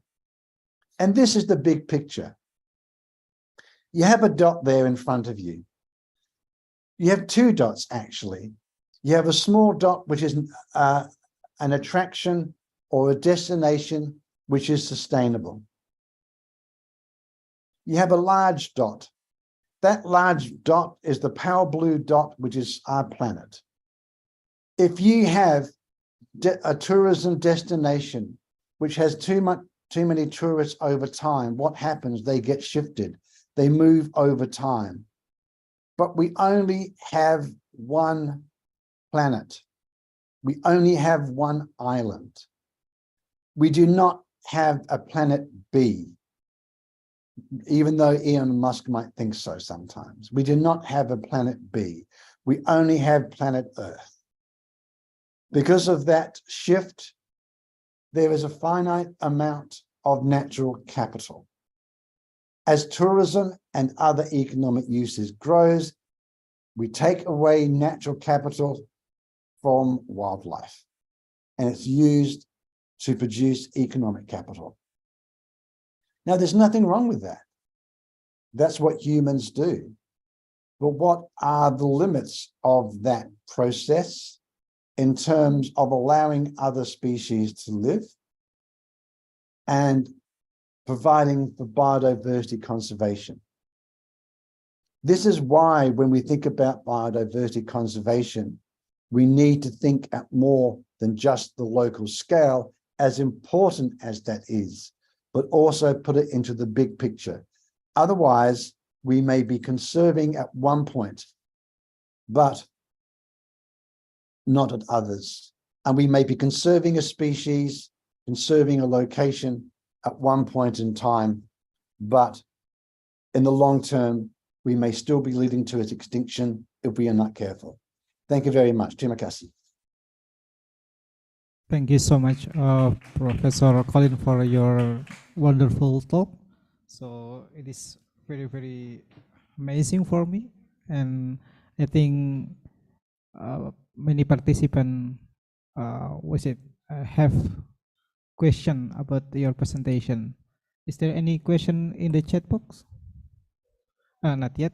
So, yeah. So there is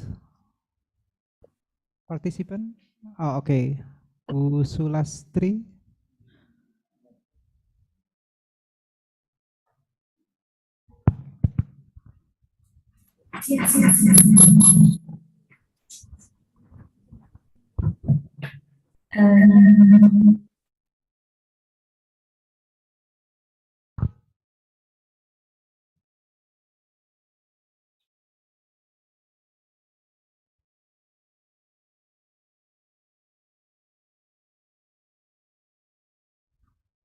Check. Hello. Hello. Good morning. So first of all, I would like to say thanks for all of your great and excellent presentations about the ecotourism. My name is Sulastri Prandini, and currently I'm a final year student in Brawijaya University, majoring in fisheries and with concentration in water resources management. I also do a concern about the conservation and also the ecotourism. And currently I'm doing a research about the ecotourism that could be held in the reservoir area, in one of the biggest reservoir area in Indonesia. So I had questions.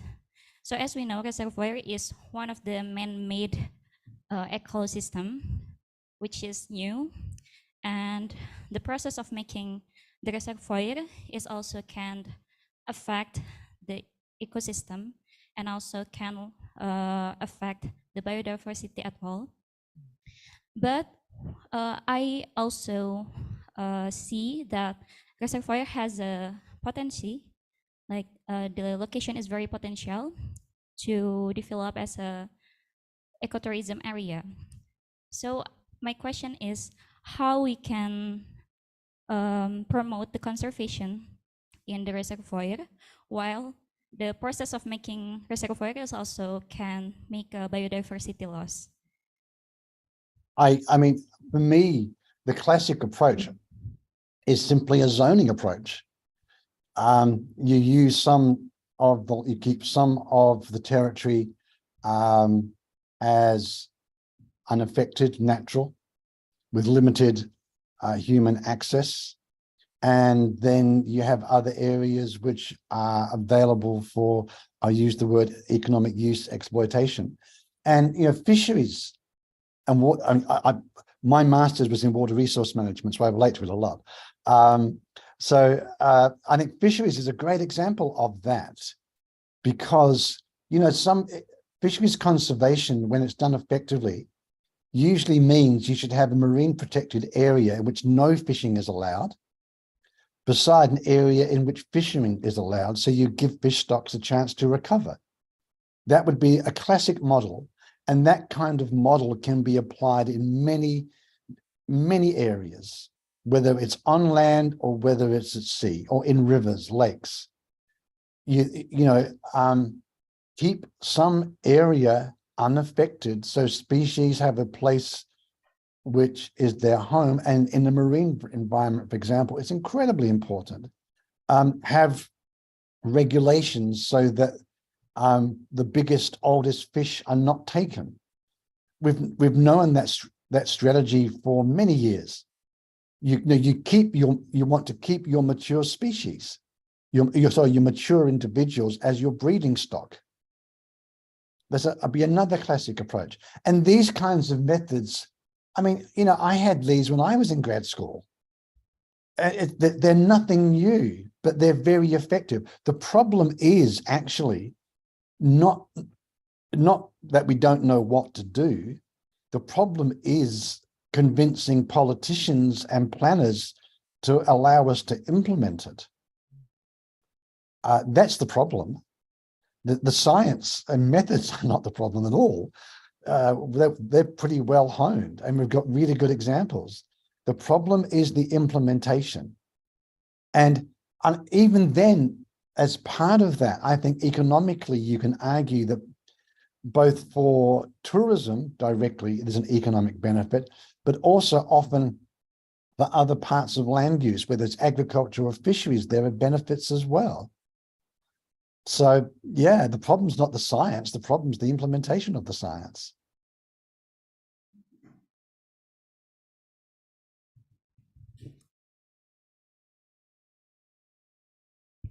Okay, thank you, Prof. Colin, for your answer. Is it enough, Mbak Sulastri? Okay, thank you so much. So, from other participants, do you have any question? Oh, yeah.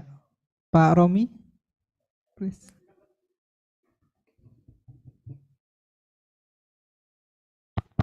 Okay. Yep. So thank you. Mana sih, Mbak? Okay. Okay. So first, thank you very much for the Professor Colin, for your presentation. That's me in the in the camera now. Okay. Actually, yeah, my name is Romi. I'm actually a staff in SEAMEO BIOTROP. This Agro-Eco-Edu-Tourism is actually our program since last year, and also we are still continuing until this year. And I also how to say, following your presentation, I got some yeah, you said in your presentation, like you said, yeah, we can use the tourism for the justification for the biodiversity conservation, but the problem is it could also harm the biodiversity, because almost but yeah, maybe I just said it. Last year I was trying to find what is the positive effect of ecotourism, because agro-eco-edu-tourism is actually just ecotourism, how I know.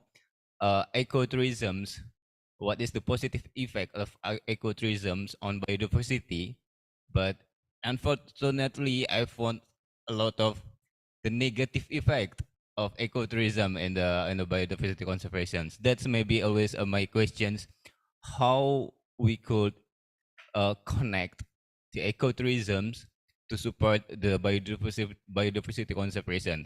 But if we go to the definition of ecotourism itself, is actually the biodiversity, how to say, like the nature-based tourism. It should support the biodiversity conservations, but the problem is there are, yeah, I always found like let's just say the wildlife, the animals, they change the behaviors because the visitors comes, and then it should be not a lot of visitors at that times, and there is no human how to say, like, human contact with them, but because there are human contact, so it somehow changed the behavior. That's actually what I found last year. So that's why maybe this agro-ecotourism, you actually said it, it's maybe only only, how to say it, only good for the local one. Because if we talk about the ecotourisms in the, just said in the natural park, no, how to say, like in the national park or something like that, in the forest ecosystem, maybe we can see a lot of negative effects. But how if we do this? How if we make this agro-eco-tourisms in the, how to say, like in the marginal area, something like that, that really they have the potentials actually, but they don't really, I'd say they don't really they don't really have the, they don't really utilized really good before. So we put this agro-ecotourism in that area that maybe could increase the utilization. We put the agriculture in that, and then we put this agriculture as a part of the educations for the visitors, and we put also the eco in there. So we talk about the environmentals, we talk about the how to say, we talk about the conservations, because it's not only the biodiversity. Maybe we could also, how to say, like introduce them what is the biodiversity actually. That's maybe what I was thinking about the biodiversity conservation. But I always the one question that I always try to answer is how we really connect these tourisms to the biodiversity conservations. But we're still thinking, okay, we know that biotourism really helped in the economy, we know about that, but how we can equilibrium, how to say, we can really make this economy is fine, but the ecological also, we can balance these two types, economy and ecology. It's never balanced actually, but yeah, but you know how we find how we fine tune these two types, focusing on biodiversity conservation. That's maybe from it. Thank you very much. Okay. I think, look, the reality is that anytime you have humans going into, let's call it a natural area, animal behavior will change. It's inevitable. You can't help it. You can't. It will happen. I agree that opening up other areas, particularly agricultural areas, is a good idea. And I think agricultural areas are often some of the most interesting, because you can then maintain agricultural livelihoods with conservation strips, with species-focused activities, particularly of species that have already adapted to human environment substantially. And I think there are actually lots of opportunities there, and also very good opportunities for positive economic feedback in terms of local foods, which in turn can tie into the conservation of traditional food waste, traditional plants, and those sorts of things, and varieties of cattle, for example, just for argument's sake. Natural areas are a different problem. The reality is, if you are being a hardcore biodiversity conservation person, there's never a balance.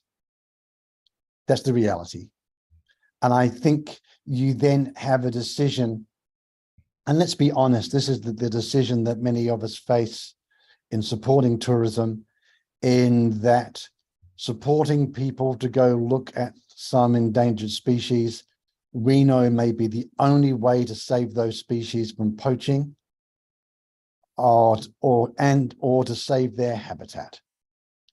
It's the only answer we have, because even though we can recognize spiritual values, we can recognize aesthetic and values of beauty and of the right of other species to live, Many people do not. And so the harsh reality is, at times we have biodiversity being sacrificed, it's the only word you can use, to tourism to save others, save other biodiversity. And you can even talk of sacrifice areas where you have quite intense usage, and you know that there will be change in animal behavior, but you still do it because you may be able to conserve other areas. I mean, that's the reality we face, sadly. Humans are a very impactful species. So that's the issue we have. But tourism is still of value. And as I tried to say, be aware of the big picture, but tourism is better than nothing. Okay, thank you, Prof. Colin, for your comprehensive answer. I think it's difficult. Okay, is there any question from Zoom?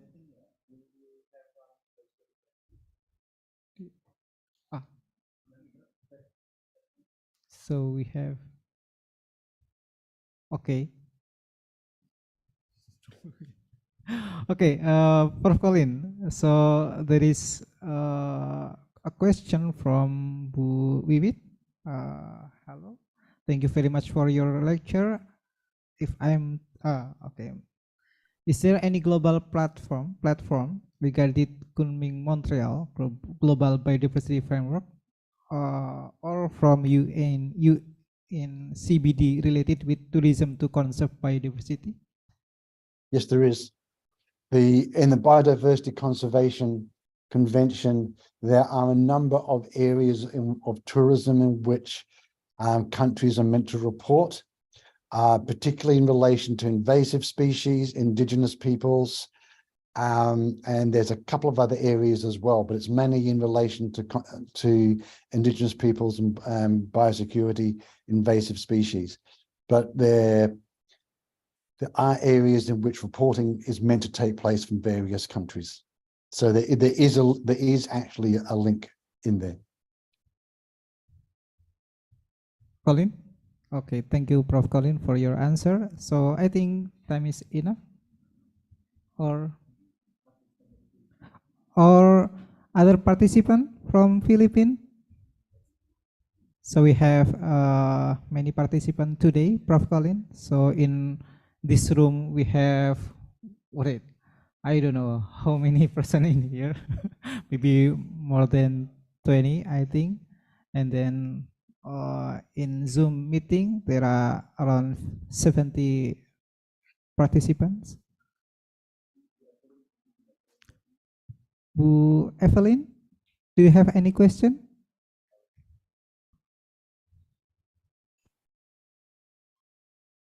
Yes, good noon from this side of the Philippines.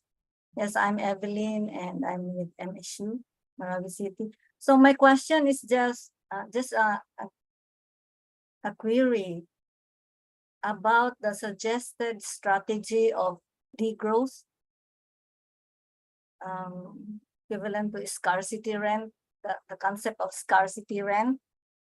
Is this not something like limiting to tourists, like who goes as a family, so they have to spend more as individuals just to reduce the number of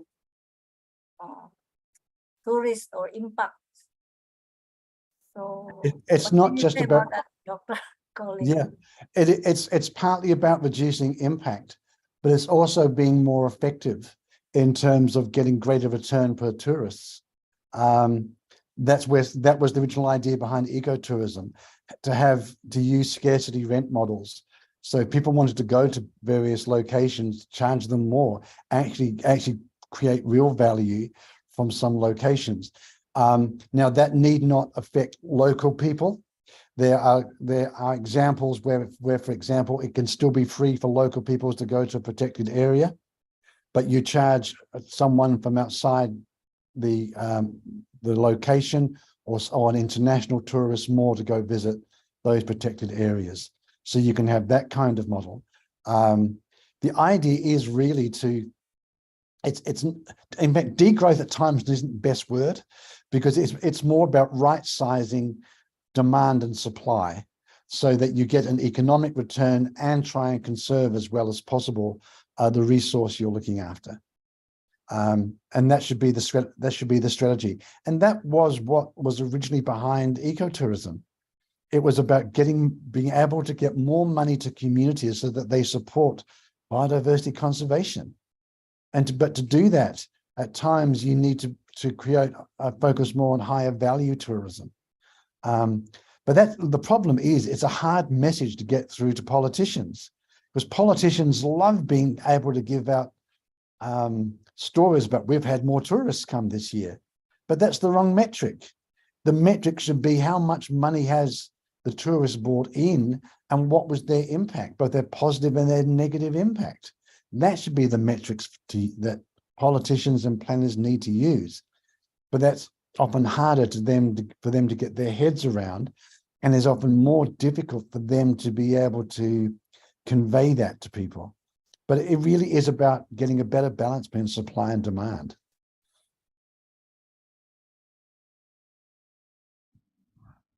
Okay, thank you very much, Dr. Colin. So it's not really for the local tourists, but it's more of the foreign tourists. Yeah. In fact, pay more for the local tourism. Local tourism is actually a very good thing, because local tourism tends to keep money within the local economy. Local tourism also tends to have better flow-on effects, and also it tends to have less emissions. Local tourism is a great thing, but if you're going to have people coming from a long distance, charge them the real cost of their impact and what the experience is worth. Charge them. Okay. Thank you very much for that enlightenment, Dr. Colin. Okay, thank you, Prof. Colin and Mrs. Evelyn, for your question also. And time is already 11 in Jakarta time, so we will move to next agenda. Thank you, Prof. Colin, for your wonderful talk today. Sama-sama, Prof. Colin. We can give him applause. Thank you so much. So,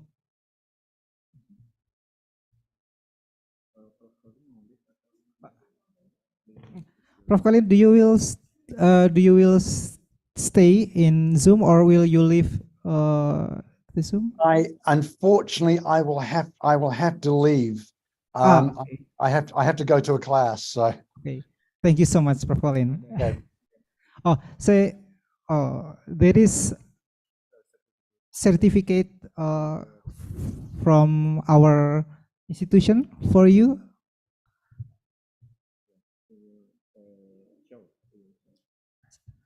Okay, so we will show the certificate for Prof. Colin.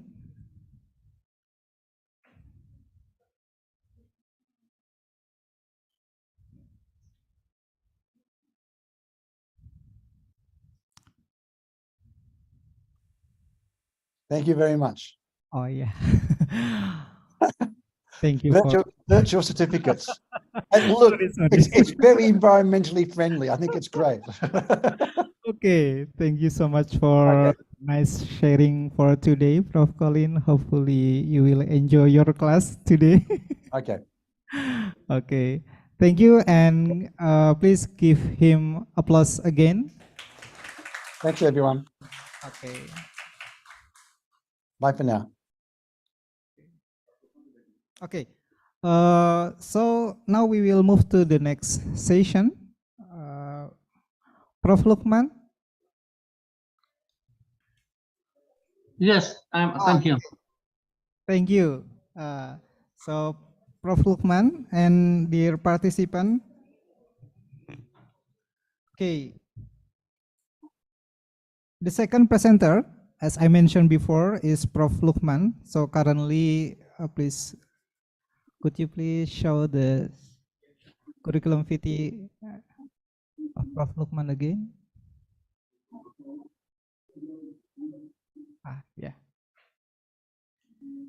Okay. Okay. So Prof. Luchman, currently he is head of the Institute of Research and Community Development from Brawijaya University, Malang, Indonesia, and he obtained his undergraduate degree from Brawijaya University, and then master and doctoral degree from Hiroshima University. Same with me, Prof. Luchman. So I graduated from Okayama University. So, Prof. Luchman, you also have 75 minutes to deliver your presentation. So now time is yours, please. Yes, thank you, Bapak Moderator. I present my presentation that is already appeared in the slide in your monitor. You have no fees every year. Please understand our data of score. Nah, oke ya. Sudah kelihatan ya, Pak? Sudah, Pak. Monggo. Yes, okay, thank you. Good afternoon, ladies and gentlemen, especially for the committee of this webinar, the Prof. Colin and all of the participants here. I'm happy to attend in this seminar just to share about my activity here related to the Agro-Eco-Edu-Tourism. My background actually is biology, but I'm have and conduct many survey in the tourism. And if I meet some people for Ministry of Tourism, officer of tourism, they ask me about my background. I'm introduced myself that I'm biologist. It is a surprise for them because usually if we are talking about the tourism, usually our background is economic, management, planning and everything. Anyway, okay, today I would like to present the title that committee already gave me about the recommendation on Agro-Eco-Edu-Tourism in biodiversity utilization for the future actions. Okay. And actually biodiversity or biological diversity is the variety and variability of life on Earth. We know that according to the scholar estimations, there are approximately 8.7 million terrestrial species and approximately 2.2 million oceanic species. Biodiversity is the measure of variation of the genetic, we call it genetic variability, and species diversity, ecosystem or ecosystem diversity levels. Biodiversity is not distributed evenly on Earth. It is usually greater in the tropics, as we know in Indonesia, as a result of the warm climates and the high primary productivity in the region near the equator. Conservation International considered that Indonesia to be one of the 16 mega diversity countries with 2 of the world's 25 hotspots and 24 of BirdLife International endemic bird area. This data actually indicate that our country has high level of biodiversity number. It is also poses to 10% of the world of flowering species and ranked as one of the world center of agro-biodiversity of plant cultivars and domesticated livestock. For fauna also, we have a high level of and percentage of biodiversity, including mammals, bird, reptile, and many taxa of the animalia. Biodiversity is at the heart of tourism industry. Tourist destinations such as tropical forest, beach, national park, and even urban area depend on the natural beauty of to attract visitors and enhance them during their stay. Biodiversity especially contributes significantly to the attractiveness and quality of the destinations. Fundamentally, we can consider that ecosystem service also contributes to the destination attractiveness. There are 4 types of ecosystem service, ranging from provisioning, supporting, regulating, and cultural, which are crucial for tourism, and it is also the key for the destination attractiveness. If we are talking about the relationship between the biodiversity and tourism sector, we can see here that in Indonesia, especially Indonesia, biodiversity contributes significantly in the basic aspect of tourism, ranging from attractions, accessibility, and amenity. You can see here that the biodiversity use spectrum is very large, ranging from, for example, attraction. We use biodiversity for the consumption and non-consumptive use. For the consumptive, usually the use of biodiversity ranging from food, both from genetic species or the biomaterials, and also non-consumptive biodiversity contribute significantly to form natural landscape as a tourist attractions. In the aspect of accessibility, in the theory of destination, usually we need accessibility, and along the tourist corridor, for example, we can find that a biodiversity construct the man-made and natural landscape along corridor is also crucial to support the tourist activity. And in the community along the corridor also, we can find the local community, they walk following the cultural aspect, and there are also ethnobiological aspect of the local community.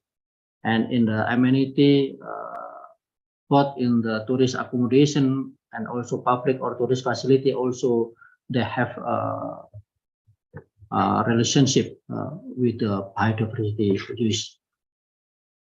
And the diversity, the diverse ecosystem in Indonesia especially has played an important roles in the tourist industry. We can see here, and especially the government of Indonesia has set up the strategy for tourist for forest conservation into several categories. Like we have a KPA, Kawasan Pelestarian Alam or Protected Area. We have a national park, also nature recreation park, Taman Hutan Raya or Grand Forest.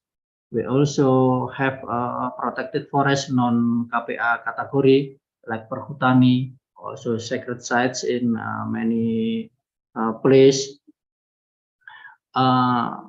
Biodiversity also occurs in the wild, semi-wild habitat and village, and also cultural landscape. All of the recreation sites or place, usually they have high number of biodiversity. But remember that this area also fragile habitats. The area is important habitat for threatened flora and fauna. We have data about that. And especially the area also crucial ecosystem service, provide crucial ecosystem service.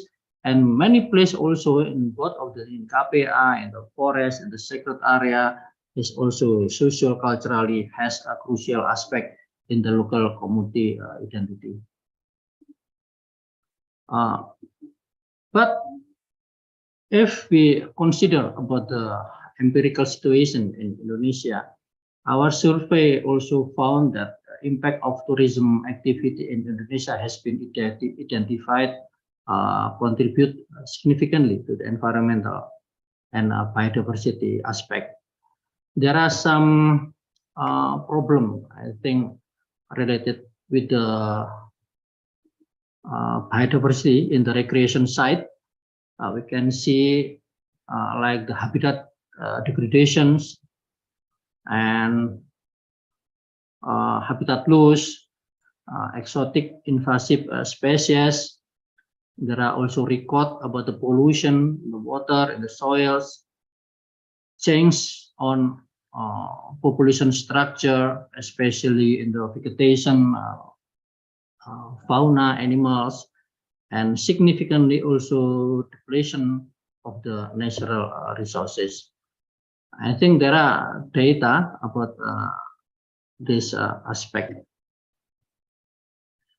Again, that Indonesian tourism especially supported the biodiversity levels. It is our basic resource. Tourism, especially nature tourism in Indonesia, is closely linked to the biodiversity and the attraction created by a rich and varied environments. Considering the increased rate of tourism to biodiversity in all levels and all sides, it is crucial to think and promote conservation as a key for sustainable tourism in Indonesia. Biodiversity conservation, which includes the protection and sustainable management of habitats, ecosystem, and species, is a key for sustainable tourism. If we are talking about the sustainable tourism, we are talking about the pillar of economics, ecology, and social. Empirically, Indonesia still has problem with the link of the tourism and conservation agenda. In many cases, we can see that the local operator, tourists, local community in the recreation site has low understanding of the biodiversity. An example comes from the degradation and eutrophication of the lakes, population decrease in some plant and animals. So in such a case, promoting tourism which are linked to the conservation agenda, therefore importance, like the ecotourism, for example. Ecotourism is one of the model for such a relationship, a models toward the sustainable practice of the tourism. Ecotourism is now grows very well, and if we look about the definition of ecotourism, ecotourism is now defined as a responsible travel to natural area that conserve the environments, including biodiversity, of course, sustain the well-being of the local peoples, and involve the interpretation and educations. It is especially relevant with our discussion now because in many recreation sites in East Java, for example, that they are claimed that they implement the ecotourism, the interpretation and education aspect is very poor implemented. Education is meant to be inclusive of both staff and also guys. Ecotourism is about the, uniting conservation, communities, and sustainable travel. This means that those who implement, participate in, and market ecotourism activity should adopt the following principle of ecotourism, like minimize physical impact, social impact, behavior, promote the environmental and cultural awareness, provide the positive experience for both visitor and host, provide direct financial benefit for conservation, and many aspects that become the key for the ecotourism implementations. And in this discussion, Agro-Eco-Edu-Tourism, perhaps the action want to integrate numerous issue into more sustainable tourism. There are, of course, two aspects that we should discuss. First is about the ecotourism itself. That ecotourism usually focus and concern about the nature and people surrounding conservation area. By definition, usually ecotourism take off in an area surrounding the conservation area. In the buffer zone of the ecotourism of the forest area, usually they have agricultural activity. In such a site, we can promote agro-tourism. The agro-tourism focus on the farmland and people with agricultural aspect in the agricultural area. Education, especially, we can set up the education aspect and agenda in both in the protected area or conservation area as well as the village. The education is about the nature and biodiversity interpretation, improvement in every tourist product and aspect. And if we consider about the plant, vegetation, and forest in the context of ecotourism, of course, we know that plant, vegetation, and forest has numerous benefits and contributes to the sustainable living in Earth. So it is very crucial to conserve plant, vegetation, and forest. And in this figure, we can see that the plant, vegetation, and forest has many contribution, many function, rule aspect that is related to the recreation, aesthetics, and soil and water conservation. For example, forest also provide a biomass and bioenergy for the local people living surrounding the forest. And in some area in the forest, also, for example, Indonesian government provide some permission to have limited agricultural activity with the concept of sustainable agriculture in the forest through agroforestry activity. For example, unique in Indonesia, also forest is home to the local people, and forest also have spirituality aspect among the local people. We know also that Indonesian forest also home to the wildlife species. Forest also provide economic benefit from wood and also non-wood, and fundamentally also forest provide significant ecological service that support for the human living. This should be understood by all of the tourism stakeholder and also tourists, especially in Indonesia, because in many aspects that we know that our appreciation, perception to the forest is very poor. We know that in our countries in Indonesia, we have biodiversity resource. We have known as a country as a biodiversity hotspot and rich area with a geo-resource as a nature-based tourism destination. That we have national park, nature recreation park, biosphere reserve, zoo park, desa wisata, taman hutan raya, and also perhutani area. The conservation of this area especially is crucial. The involving community is also crucial. The community-based conservation are especially crucial, and we can link the activity into tourism. The community-based tourism especially requires activity of the local institutions.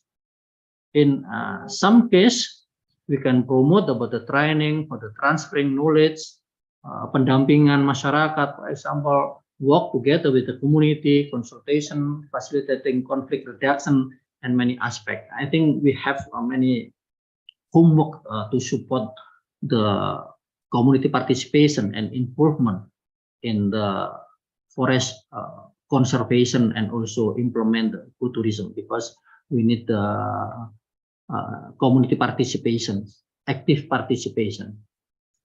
And if we consider about the rural area beyond the core area of the forest, we know that the diversity of the bioresources, environmental settings, community culture usually contribute significantly in the rural diversity and uniqueness. We know that from Sabang to Merauke, for example, we have many spatial arrangement techniques, models, architecture. Also, there are traditional building with adapt to the local environments.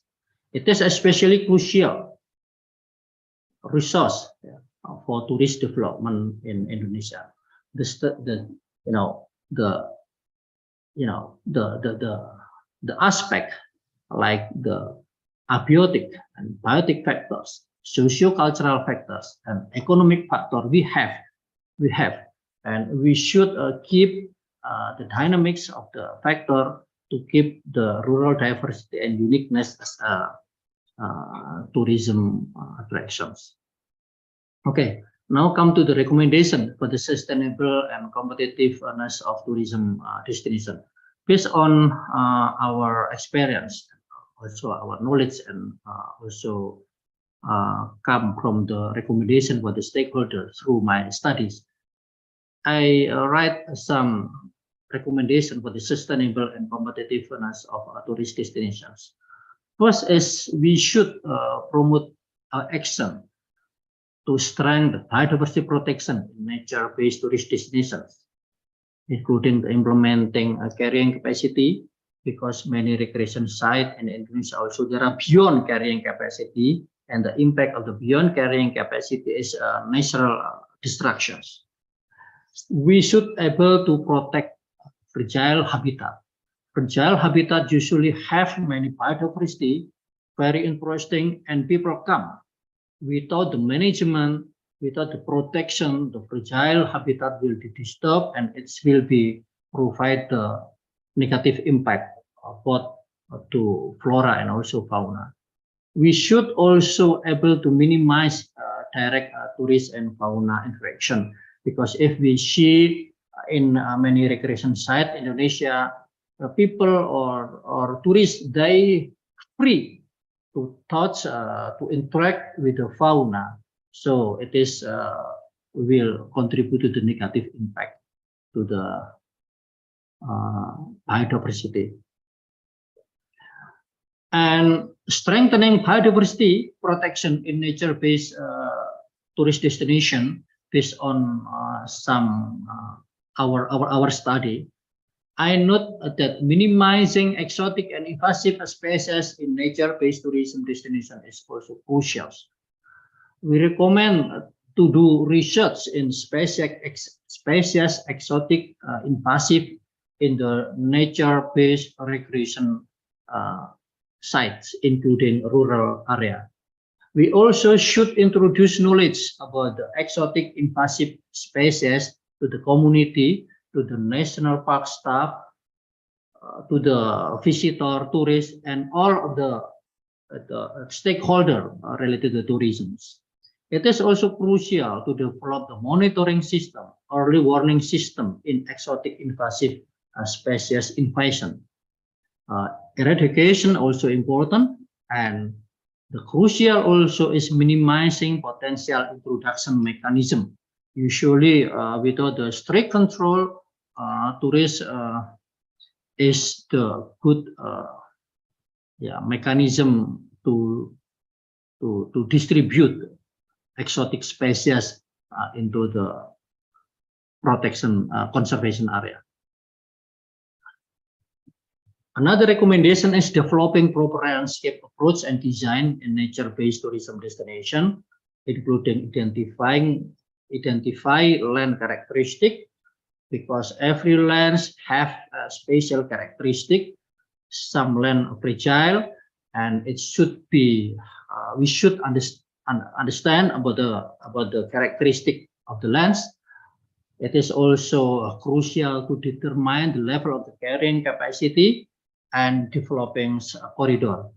I'm in my student active to study about the biodiversity and the recreation sites, including developing the corridors. I mean the research about the corridors. Okay, the corridors. I consider the corridors in the recreation site area is very crucial. Yeah, technically, yeah, the main goal of the implementing habitat corridor is to increase biodiversity, to keep biodiversity. When area of lands are broken up by human interface, including tourism activity, population number become unstable and many animal and plant species become endangered. It is very crucial to develop and think about the corridor. By the reconnecting the fragments, the population fluctuation can decrease dramatically. Corridors can contribute to the 3 factors or 4 factors that stabilize population. First is about the colonizations. Animals are able to move and occupy new area when food source or other natural resources are lacking in their core habitat. Yeah. Migrations, species that relocate seasonally can do so more safely and effectively when it does not interfere with human development barriers. Tourism usually contribute in the migration disturbance. They cut the animal migration, so animal will fail animal will fail and have difficulties in the reproduction process. Corridor can also contribute to the reproductions, like the interbreedings. Animal can find new mates in neighboring region. It means that it will be increasing genetic diversity. So if we consider about the corridor contribute to the 3 factors that stabilize the populations, like the colonization, migration, reproduction, the benefit will be support the biodiversity conservation, sustaining landscape and ecosystem service, and will become the key for destination sustainability and competitiveness. It is also crucial to look about the wildlife and tourist conflict along corridors. Some potential conflict usually, if we are talking about the ecology of corridor and consider the potential conflict between human and wildlife along the tourist corridor, is some animal will be killed, or maybe habitat will pollute, some animal injury, and there are also potential for the animal behavior change, and some animals will escape from the native habitat to find the new habitat. This is some example of the conflict between tourists and wildlife in the tourist corridors.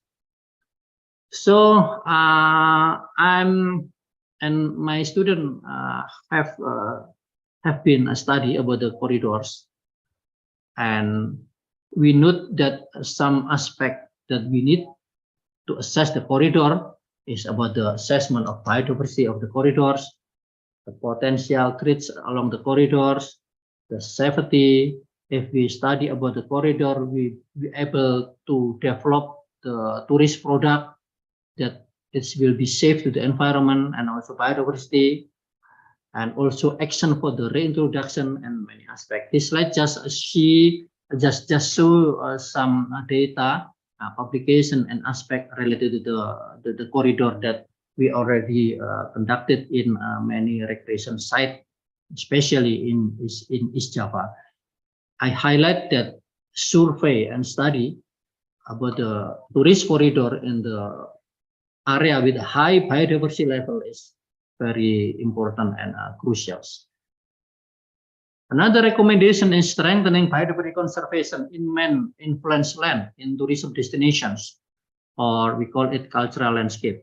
Some actions, including awareness in the local, developing awareness, support action about awareness in the local tradition, wisdom, knowledge, traditional spatial management, research and ethnology, traditional ecological knowledge, and also develop a mechanism for the socio-cultural carrying capacity. The contribution of ethnobotanical studies, I think, is very important, and also we have many research related to the ethnobiological studies.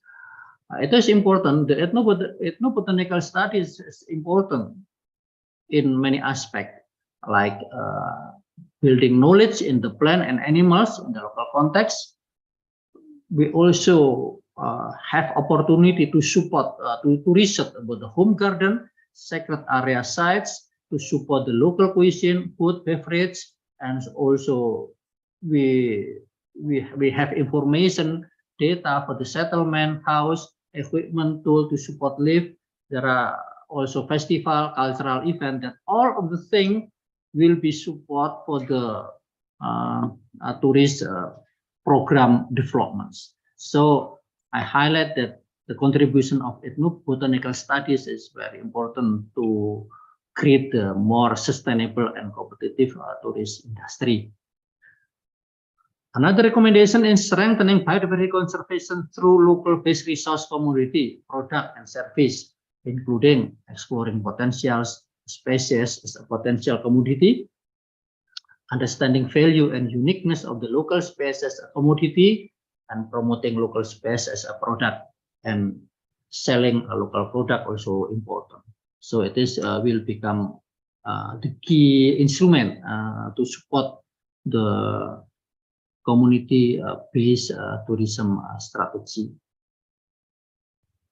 And strengthening biodiversity conservation through tourism attraction interpretation. Some action needed, like the identification and mapping biodiversity, understanding basic characteristic, behavior of the biodiversity, exploring potential value of biodiversity, and defining threats linked to the global issue, building awareness. And this is I think the role of the university, that based on my experience, that university role especially is very important to support the sustainable and competitive recreation site or tourist destination area. In university, we have a professor, lecturer, we have a student, we have a research facility, and also we have alumni. University usually have 3 pillars of the duty. We call it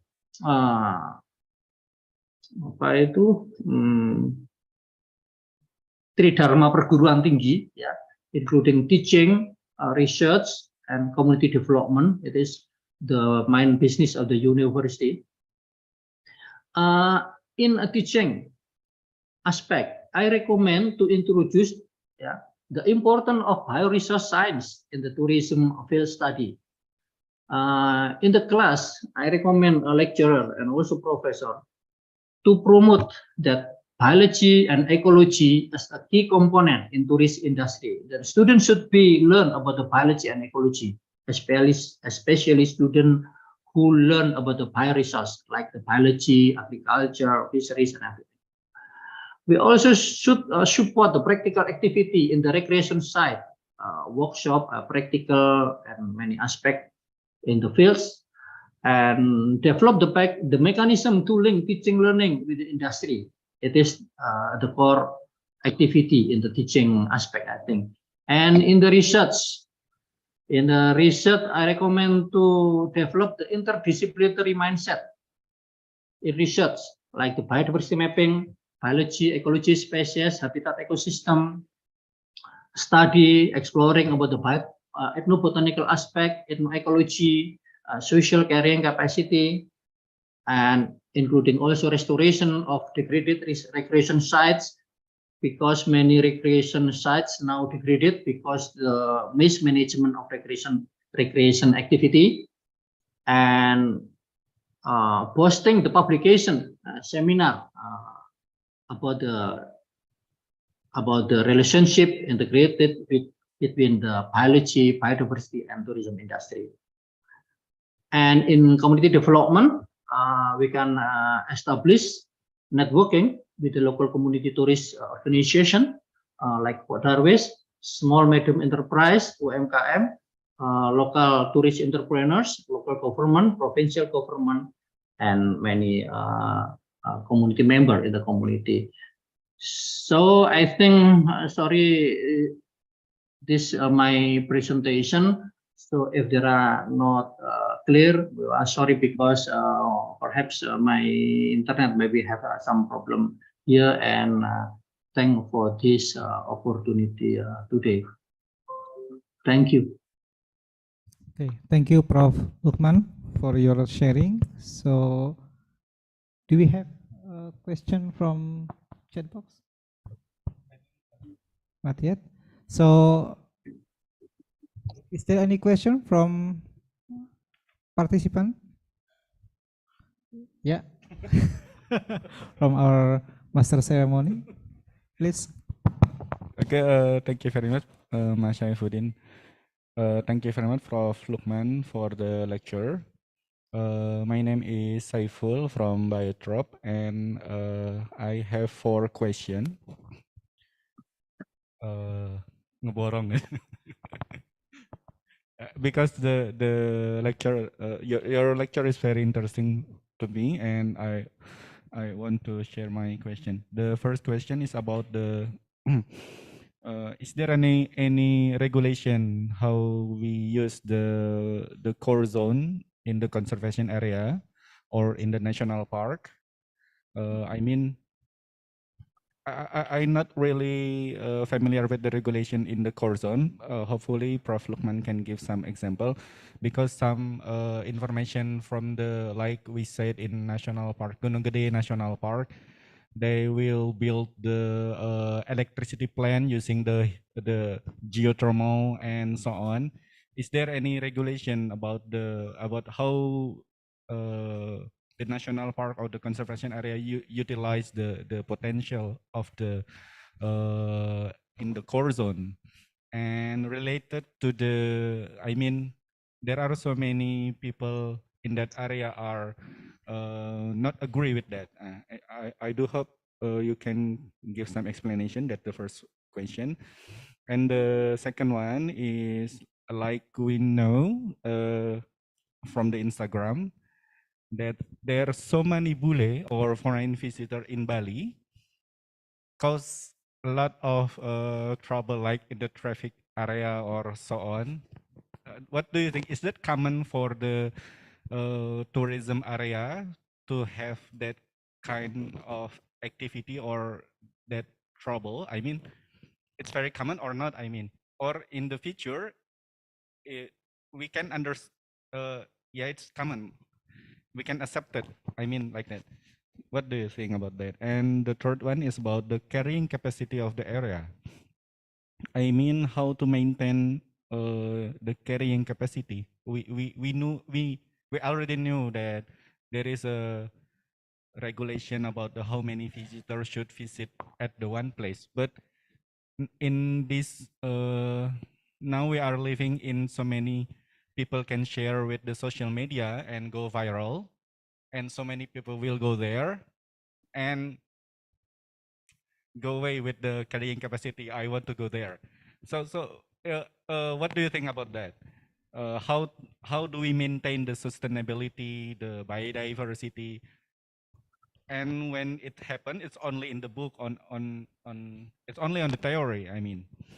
And the last one about the corridor remain said, you said, it's very interesting for me, probably because the corridor probably it's become the alternative to maintain the invasive alien plant species. Like we know that in the Bromo Tengger Semeru National Park, there is a Verbena brasiliensis. The invasive plant species live in Ranu Kumbolo also, and so many visitors. Actually, the bush, the verbena are not grows in the trekking area, but so many visitors go inside to the bush, to the verbena, because it's very interesting to have walk between the verbena, because the beautiful flower and so on.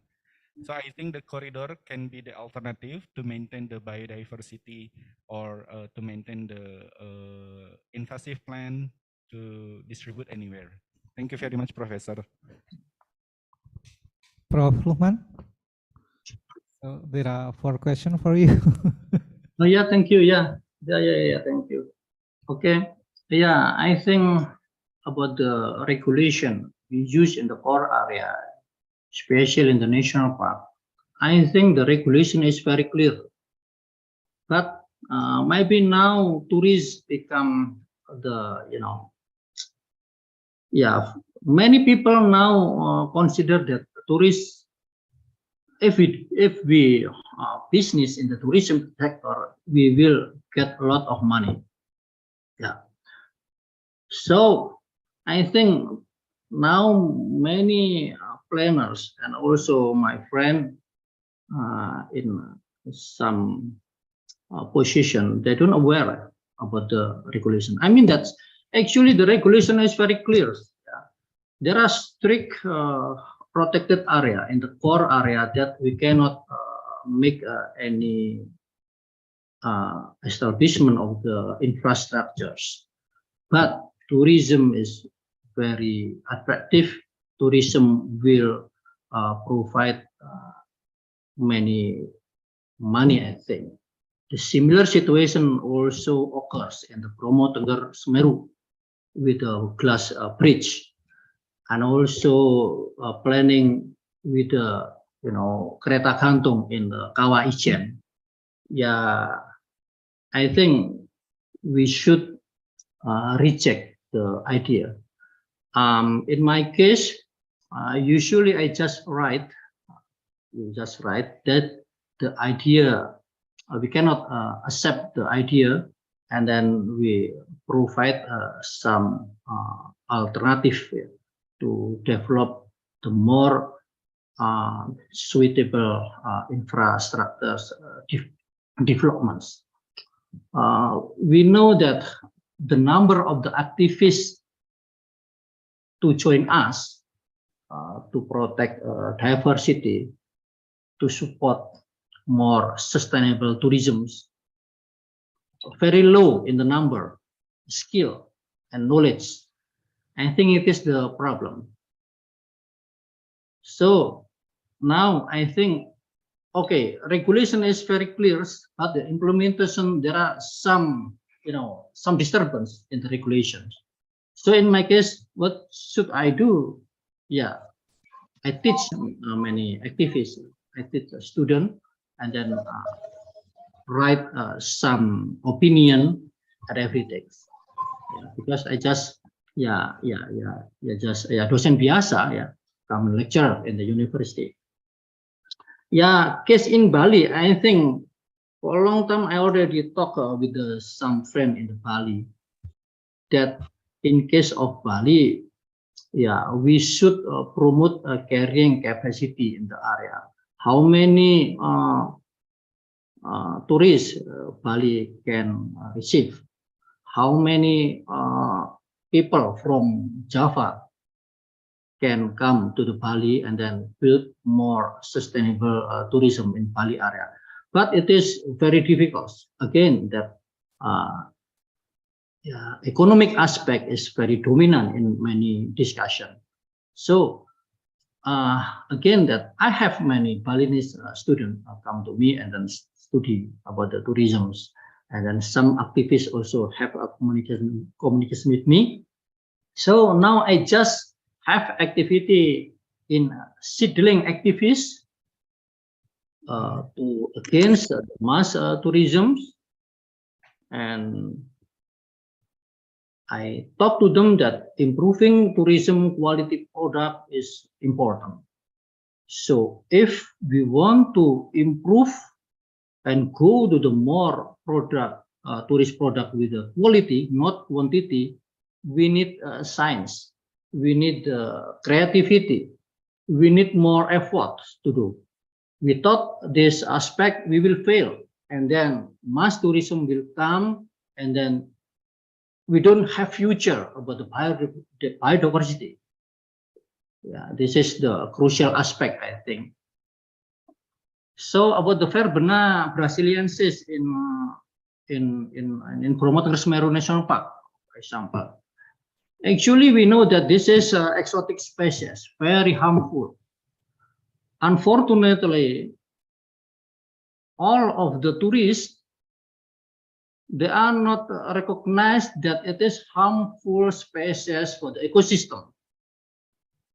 They consider that the population of Verbena brasiliensis is the beautiful population of the flowers. They take a photo and they want Verbena exist in the Caldera Tengger, in the some road to climb Mount Semeru. This means that we have a problem with our tourist generation. That our tourist generation just look photo selfie without ecosystem issue, biodiversity issue is not come to their mind. This is our problem, I think. So I already talked with some many activists here in Indonesia, because we should educate them.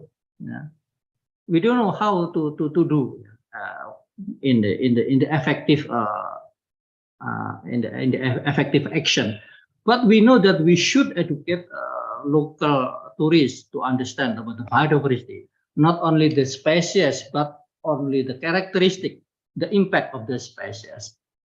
So I also talk, that not all of the staff work in the national park, they know about the issue of the exotic species.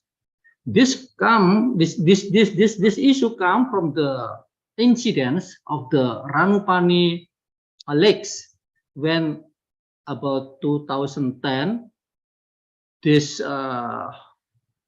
the lakes occupied by the Salmonella, not Salmonella, Salvinia molesta, Salvinia molesta. I working for a long time in the Ranupani, and then Salvinia come about to 2010. At that time, only just spot population, small population. But you know that staff in the national park, they don't understand that this is exotic species, and without the eradication at that time, they will grow very fast and cover all of the waters in the Ranupani. This is just example that still we have a problem with the knowledge about the exotic species. I found meet and fun with the one staff of the Perhutani in some area in the Ijen Mountain. They do reforestation, but they plant Acacia decurrens. My thing is problem because Acacia decurrens is exotic species and able to occupy all of the area at the first time. They also introduce Acacia nilotica. This is the problem. It means that still we should make friendship with them and then introduce about the issue of the exotic species and many aspects, I think. Okay, this is my response, but if we can continue discussion about that after this seminar, okay, I'm welcome, because maybe only a small number of biologists work in the ecotourism. Thank you. Thank you, Prof. Luchman, for your answer. Enough, Asiful. Okay. Other participant, if you have any question, please raise your hand or click the raise hand icon.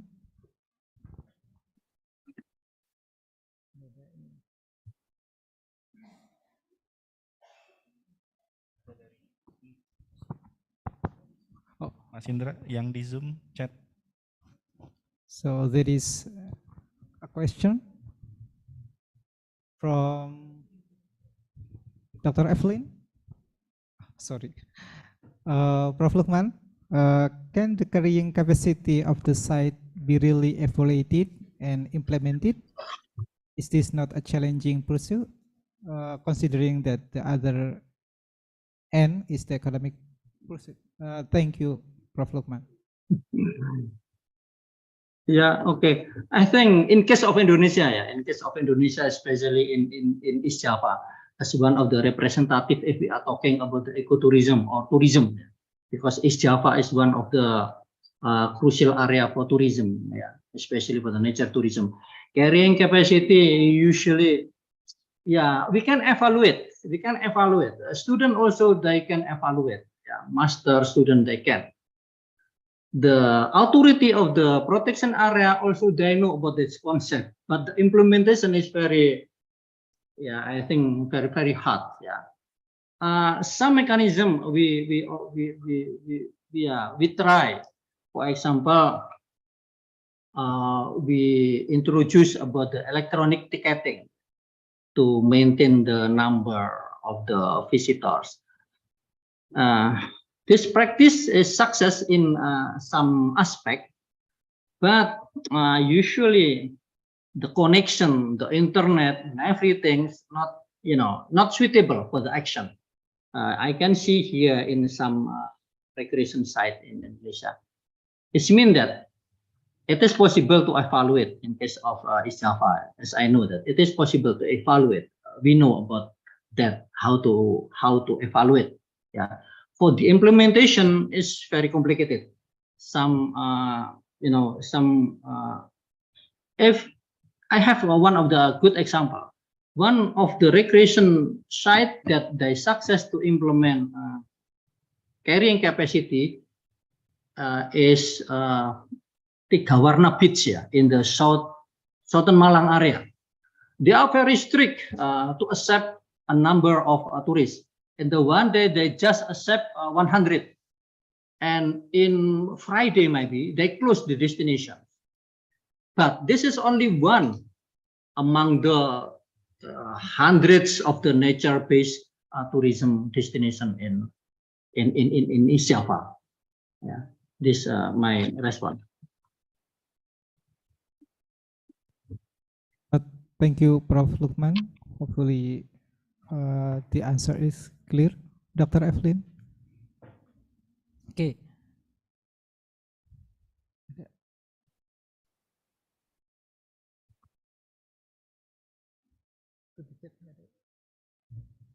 Thank you, Prof. Luchman. Yeah, thank you.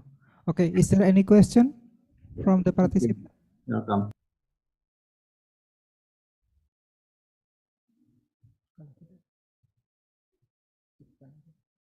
Okay, Prof. Luchman, I think there is no other question for you. So,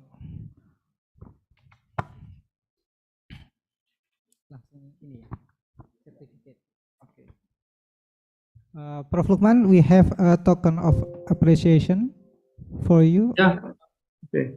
Please, for the operator to share the certificate for Prof. Luchman.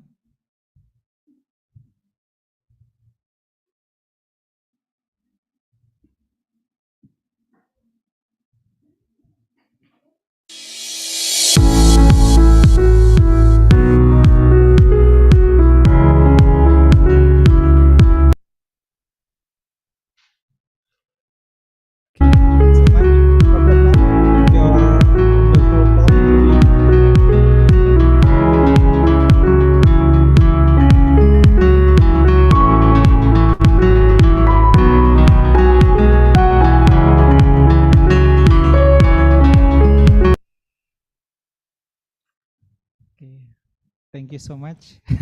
So, please give him applause.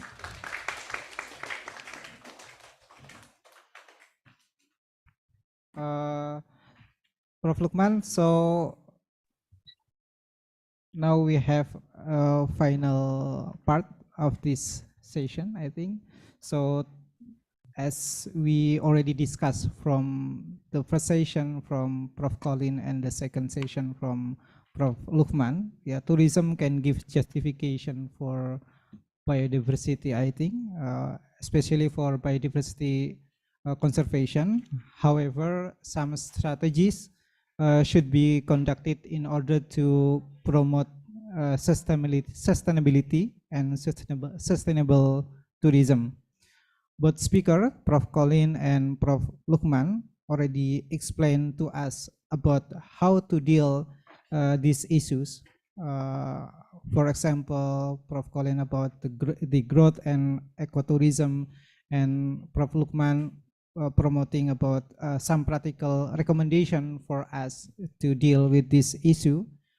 And hopefully for the last session, all of the participants enjoy this meeting, and on behalf of the IPB University, SEAMEO BIOTROP, and the committee,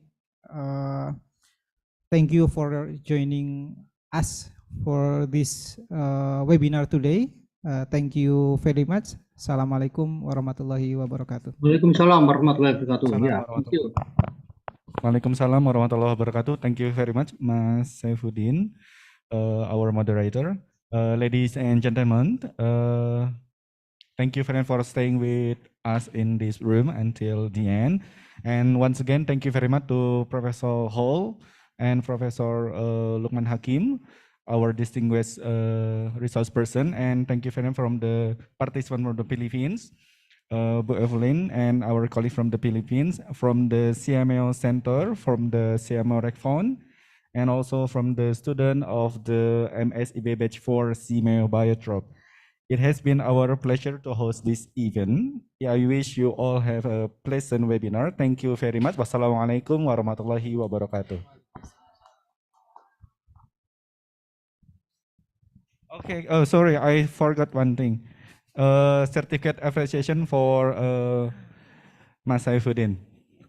Will be delivered by Bu Sri Widayanti. Mas Asep sudah. Okay, can we have a big applause?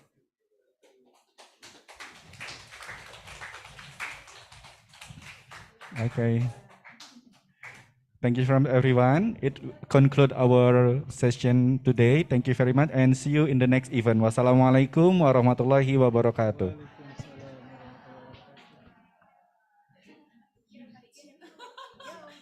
Oh ya. Ya, pengumuman yang belum isi daftar hadir monggo diisi dulu daftar hadirnya. Baik yang online ya Bu ya. Ya, yang online. Untuk sertifikat. Oh makan sih. Yang nggak isi nggak ada makasih. Silahkan diisi untuk sertifikat. Terima kasih juga untuk para peserta yang for the online participant. Please fill the attendance form. Thank you. Thank you very much everyone.